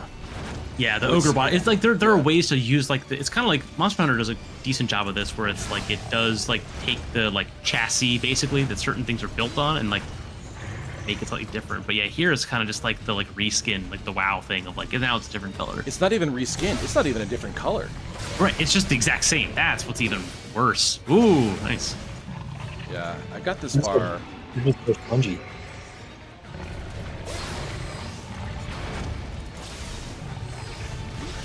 God damn. And then he's Yeah, I will say faster. the lack of being able to make the heals is kind of a Like, that in of itself, it makes me, like, have to take everything, like, so seriously, and I have to approach every boss fight as if I don't have heals. Because what's to say that I can't, like, you know, I blow 2 or 3 of them every time, and I'm not replacing any of them, and then I find myself actually without heals, and then there's more to the level, or like this boss rush. I could probably beat this guy or the other lady, the other, like, bird lady.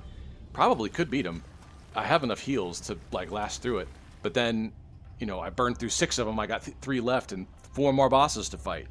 What am I supposed to do with that? Like, and I can only heal, like, hold 11 at a time, and they don't come back. I got a backstock if I can, but I don't. I only have the 9 that I have right now. Like, it's just, it's not, I don't want to say it's not fair. It's just, like, it effectively eliminates me wanting to heal, like, wanting to try and heal, because I have to treat I already have to treat it like I don't have them. Yeah. I will say that is a drawback of Bloodborne. That the heals But at least are... Bloodborne, you have the means to heal yourself.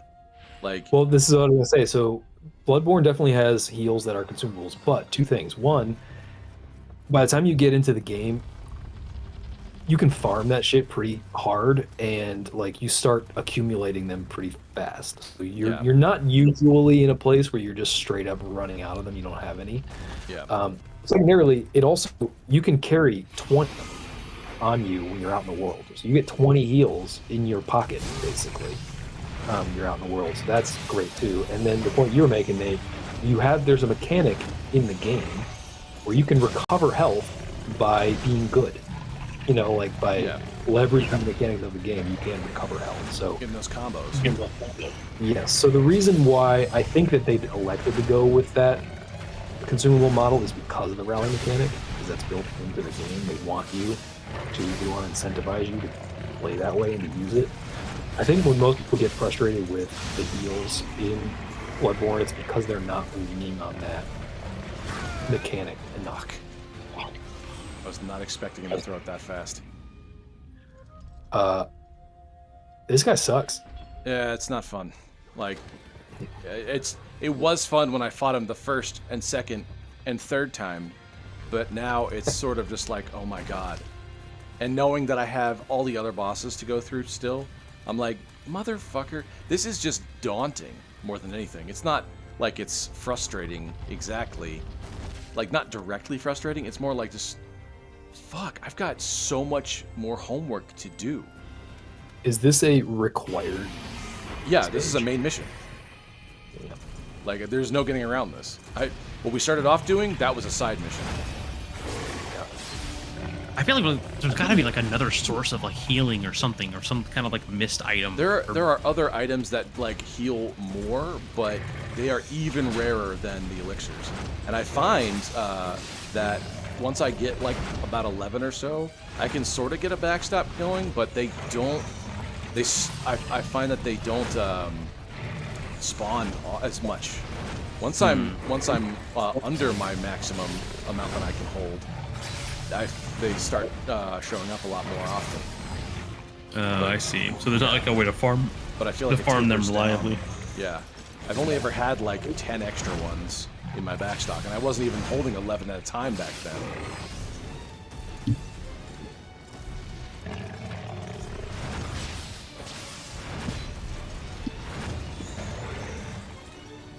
Yeah, this guy has the same problem as so many other bosses. It's just he's too healthy. Yeah. A lot of health.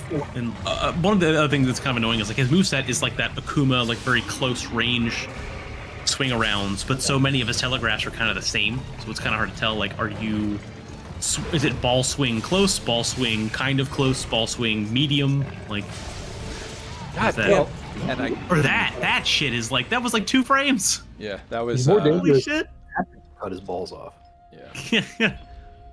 And he has a three-quarter turn He swipe. just despawned and spawned 180 degrees. Yeah. And it's like, I know he's beatable. I've done it before. I've done it multiple times before. But my God, him stacked on top of everybody else all at the same time with like no extra resources going on here.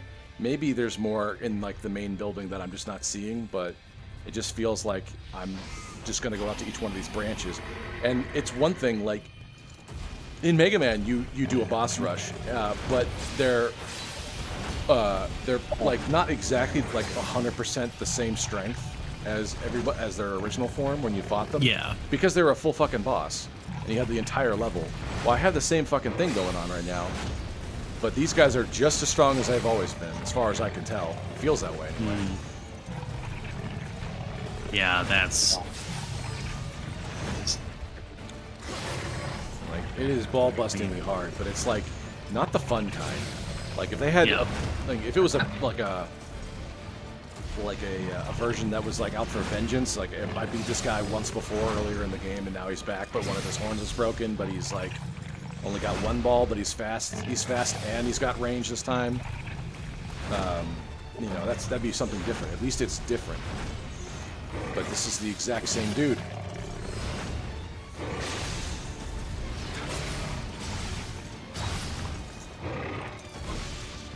Fuck.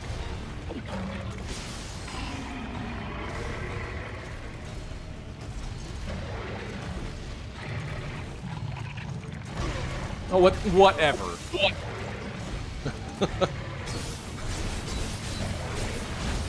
Alright, at least we'll kill this guy.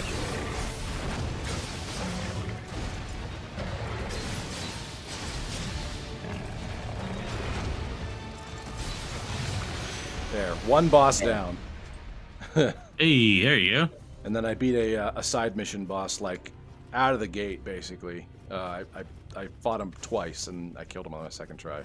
So I guess keeping with my mandatory pace is 1 to 2 bosses a night, and no more, no less. Only one level at a time, and I've already spent that, but I have beaten 2 bosses now.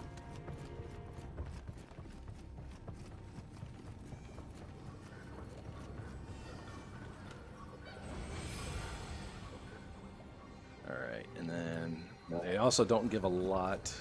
If I were also leveling up like a level at a time with all the like boss souls that I just collected, that would be awesome.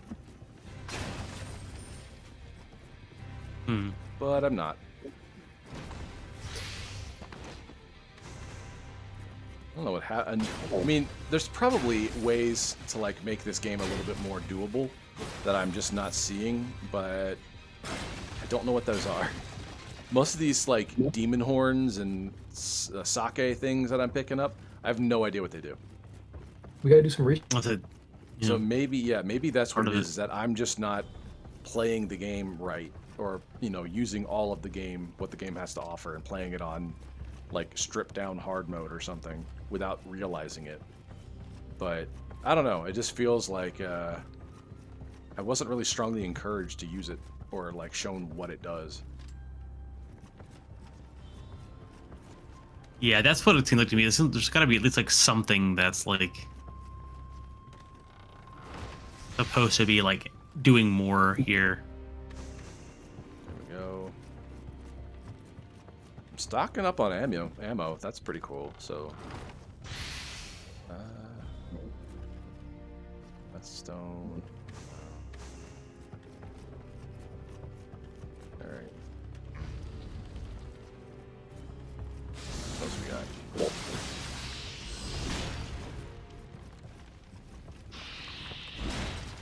Go. Ooh. But Tom, were you at a concert? Is that what's going on?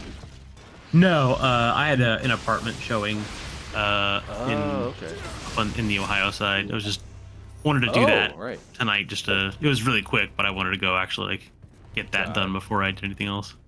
Okay, yeah, that makes sense. So is that the plan? new place at the end of the year? I mean, yeah, that is the plan.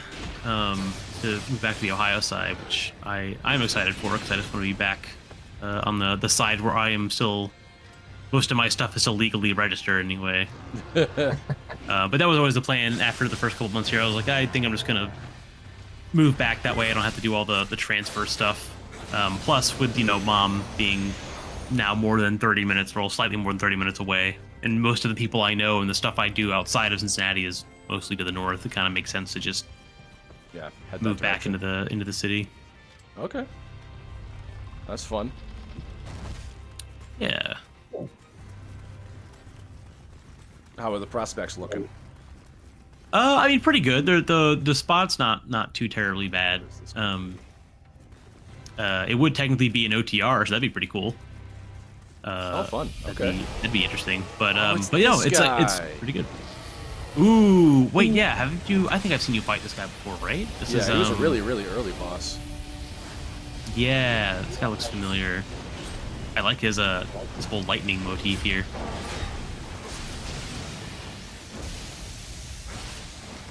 Like a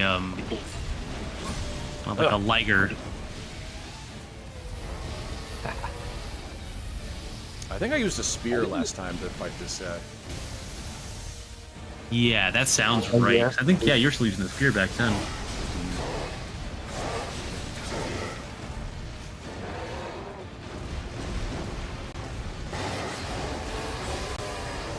Oh shit. Okay, I guess he killed me, so let's see how this goes. You're hurting him. Yeah, but then he just killed me, so I wasted my super on him. You'll get it back. Yeah, I'll get it back eventually. We'll see. Well, that might not be entirely true. I got it back now because I was killing all the guys that were sitting in front of the doors, and they're dead now. and they're not coming back. So we'll see about that one. I don't know if like my supers like start regenerating. Oh shit. Oh fuck. Well, there goes all my souls. I don't know if my super like starts regenerating on hits or on kills. I hope it's hits, but I don't know for sure. Yeah, that's a good thing. We should probably figure out because that'll tell you when you can afford to do so or not. I feel like it's on hits, but I also feel like it's slow because I feel like I can sometimes get stuff back while I'm fighting one boss, but I don't know. Yeah, okay. I think it's coming back. It comes back on both, but it comes back a lot on kills. Wouldn't it be great if I were like going through these doors that I totally have been ignoring so far, and then they give me all these weapons that are like, here's the Nioh killing weapon, the lightning lion killing weapon. Yeah. By the way. Here's the master sword. Yeah, basically. Here are all these complementary weapon types and elemental damage that are going to make things way easier. Did you think we were monsters? It's like that room in just look around. it's like that room in Resident Evil that's always before the boss that gives you all the shit. Yeah, Repair all the shit you needed. For sure. Mm.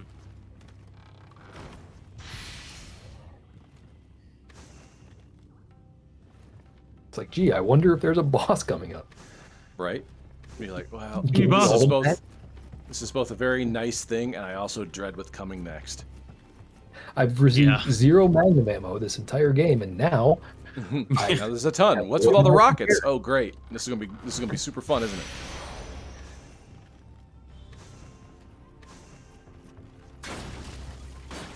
And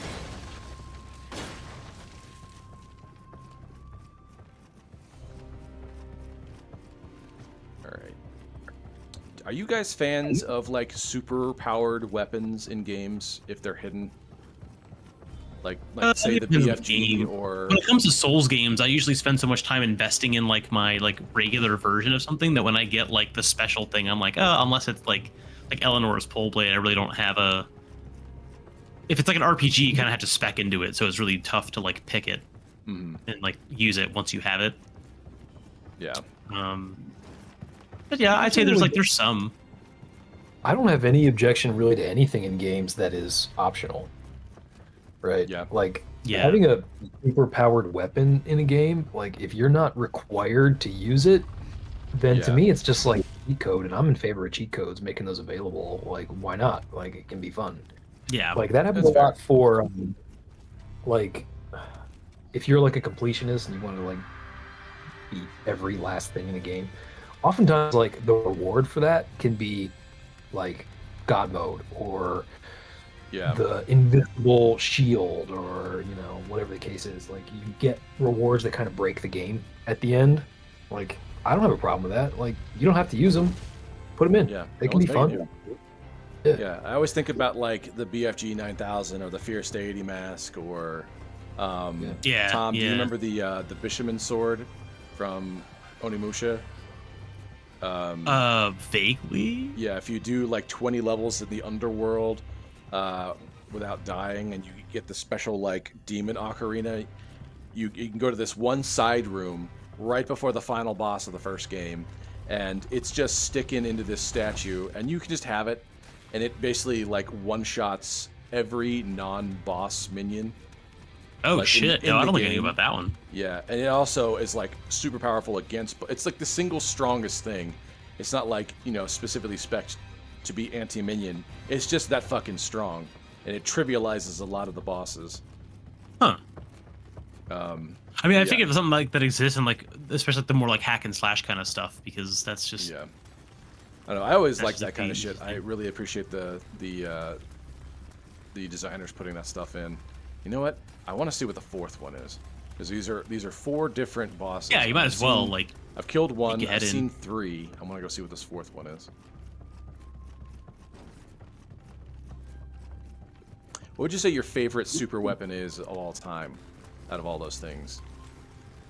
That's a tough one. I feel like as a kid there was especially more like doable. Like, cause the problem with like immersive sims like the Bethesda and like the CD Projekt Red games is like I'm having that with Cyberpunk right now, where I'm getting iconic weapons, but none of them are what my character's spec'd into. So like the RPGs, it's really tough because it's like, oh, here's this thing, but if you don't have the exact stat requirements, or if you're not using that weapon type, it's kind of like, well, here's a god weapon. Oh, but you're not, it's not for you. I feel like it's definitely in games like the Ratchet and Clank. What was it? The Rhino, the Ripia new one, was always a cool like. Oh yeah. I don't remember what it did. It just had like a bunch of rockets to it. I remember I never played a lot of Doom, but the BFG was always like a cool like, oh man, it's like Here's it's the just whole a room. giant fucking gun. Yeah. Moonraker laser, I think, is definitely up there. I mean, I guess I don't know if that Golden would. gun. Yeah.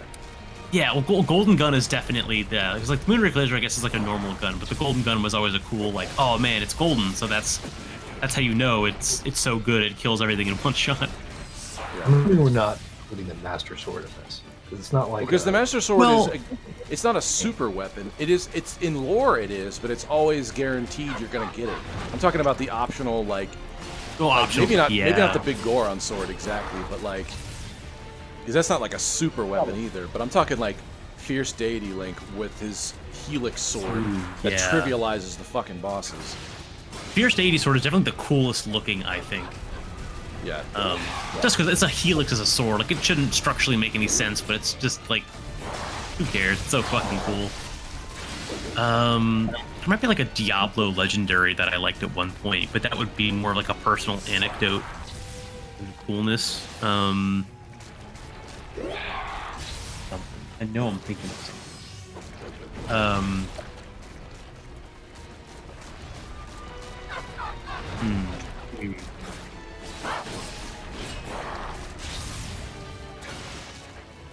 Oh, well, I guess I don't know if they call it a super weapon, but as an optional weapon, I really like the gilded sword from Majora's Mask, the one that's like Oh yeah. you only get it for a couple like strikes or whatever. Yeah, that one's fucking cool. Oh, the Razor Sword. Yeah, sorry, the razor sword. Yeah. Because that's 2 times the Kokiri sword damage, and then the Gilded Sword it's like gold dusted upgrade, so it's 3 times. And then I know the Great Fairy Sword was a pretty cool super weapon to get, or at least an optional weapon. I kind of put it on the same level as the Big Goron Sword, and I think it kind of equals out that way too. And then Is I it the don't know giant's knife is the one that breaks? The giant's knife in Ocarina of Time is the one that breaks, but it's the same equivalent to the Big Goron sword. Once it breaks, it is equivalent to the Kokiri sword again, though. Just FYI. Oh yeah. So if you Is there really like wanna ever a try reason to hard use mode- that? No, it's just that it's way easier to get because all you got to do is pay 200 rupees and you've got like a dozen Oh, swings that's right. of this super powerful sword. Yeah. As opposed to like so much stuff has to be like unlocked and ready for Big Goron. There's probably a weapon. The problem is there's so many. I guess the cool thing about super weapons is so many genres that have different ones that work. Like, Zelda ones are always kind of cool because they're optional. I don't think of a game where like it really made like a huge difference. Do you remember the Scarab gun, Tom? Oh from yeah, Halo? that's a pretty good example. That's yeah, talk about a that was fucking super weapon. Yeah, literally the scarab. It was. I like that they used the model was the plasma pistol. The plasma rifle, yeah. So it was just like it wasn't anything Random that ass. like great. Yeah, it just fires a fuck you death ray. I guess like I'm thinking of like a lot of honorable mentions. I really like in Gears of War 2, there is a gun at the end of the game. It's like it's in the first game. It's like the Hammer of Dawn. It's like a gun that literally is like all it does is put like a tracker, like emitter for like a solar array satellite. And so all you do with it, it's like a one shot or like couple shots, like mega weapon. But all it does is like call down a gigantic concentrated sunbeam, like the Helios 1 from Fallout New Vegas, and it just obliterates whatever the fuck it touches. I was like that. I think does the nuke from StarCraft count? I guess. I don't know. Maybe I don't know. I always just like the resource, the arms race of that. Yeah. I don't know. I guess it's kind of like it's like more of an RTS it's a normal thing. weapon, but it's just on the high end of like, how would you use it? Well, an RTS too, I guess it's kind of like you're building in, like it's more of a like.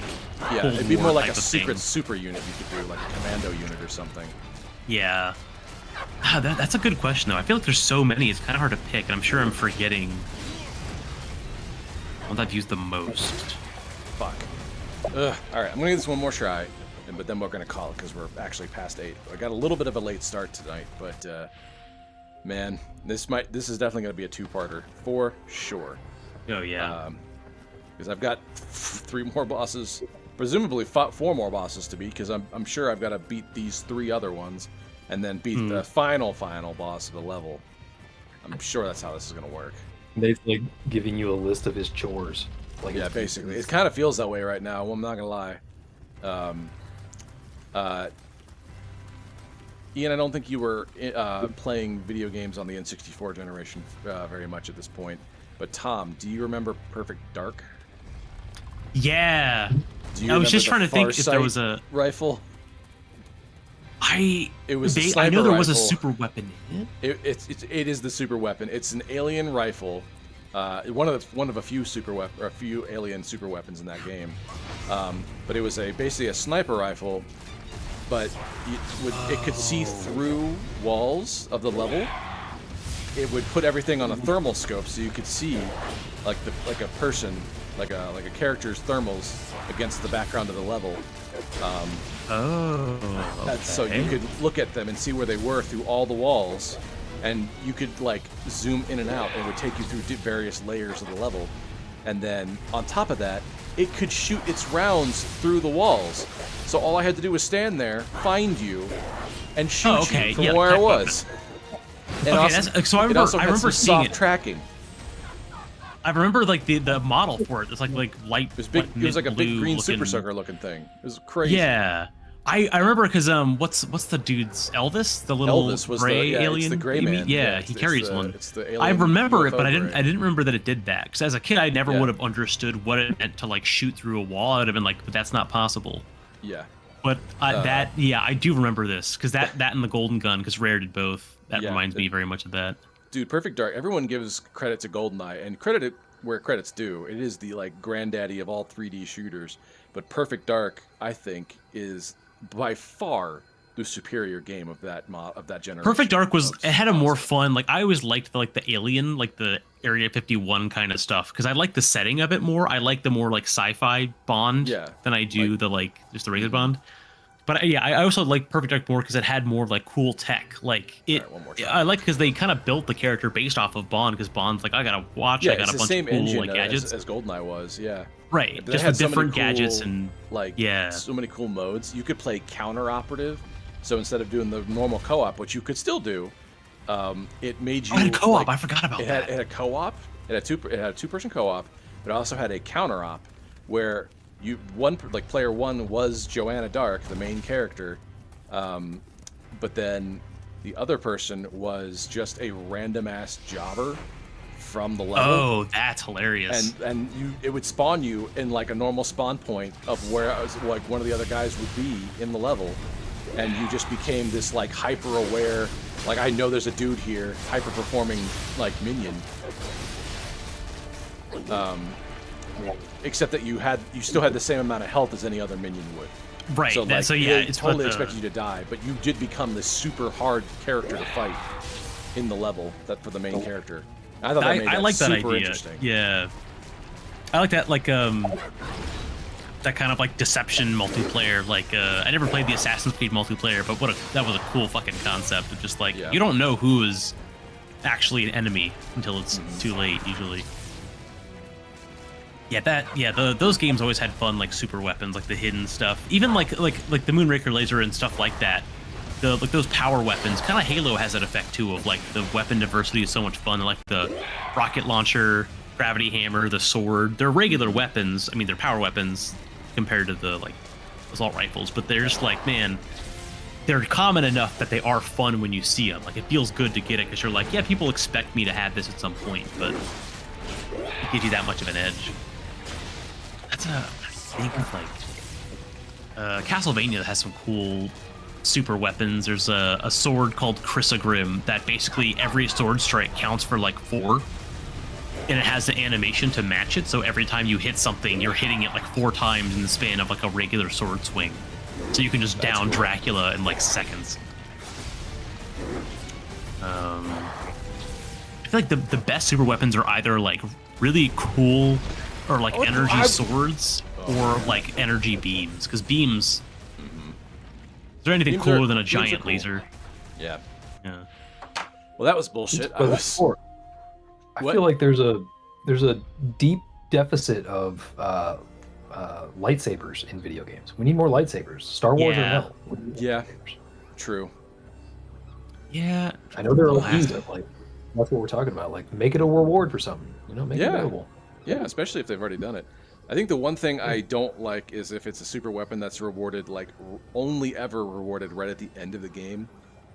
Yeah, so you can barely use. I mean, that's kind of Fierce Deity only also has that problem. I mean, that's the exception, I think, because it's so cool. But yeah, and you can like redo like boss fights. It sucks that you can't use it outside of them, but at least you can do that, and that's fun. And certain bosses, like you go fight Goat at Snowhead, it's actually probably harder. Right. Yeah. Because you're supposed to be a high-speed rolling Goron, and you're just a dude with a sword. But anyway, all right. We'll call it here tonight. I guess pace kept, but we'll see. This is definitely going to be a 2-parter, probably a 3-parter. Unless I miss my guess, or if I do some crazy amount of leveling up between now and then somehow. Yeah, it might be. I was saying it might be worth. I was gonna go like look at what the healing like. There's got to be some way to get something at least somewhat sustainable. The game totally right. I'm probably missing some aspect. That's. I mean, yeah. You had the same thing I do, which is like when it gets that hard, I'm like, I think I'm missing a core mechanic, and that's happened many times before. Mm-hmm. And I also just point out how weirdly absurd my sheath is for my sword. So like, yeah, what's up with the end of it? All right, so look at my sword real quick. It's got. Well, I need to get good light. Chook. So if you look at my sword, it's got this hook, which is super cool, but like, if I sheath this back, the sheath itself doesn't make any fucking sense. How did that happen? Right, because you wouldn't be able to pull it out. It would have to be, the whole sheath has to be wider than the sword itself. The whole thing. What? And how do I draw it if it's stuck back there? What? Samurai magic, man. Yeah. I don't know. I don't know that the hook is cool. I don't know. I think it's fine. I think it's not a bad design. Sheathless, yeah.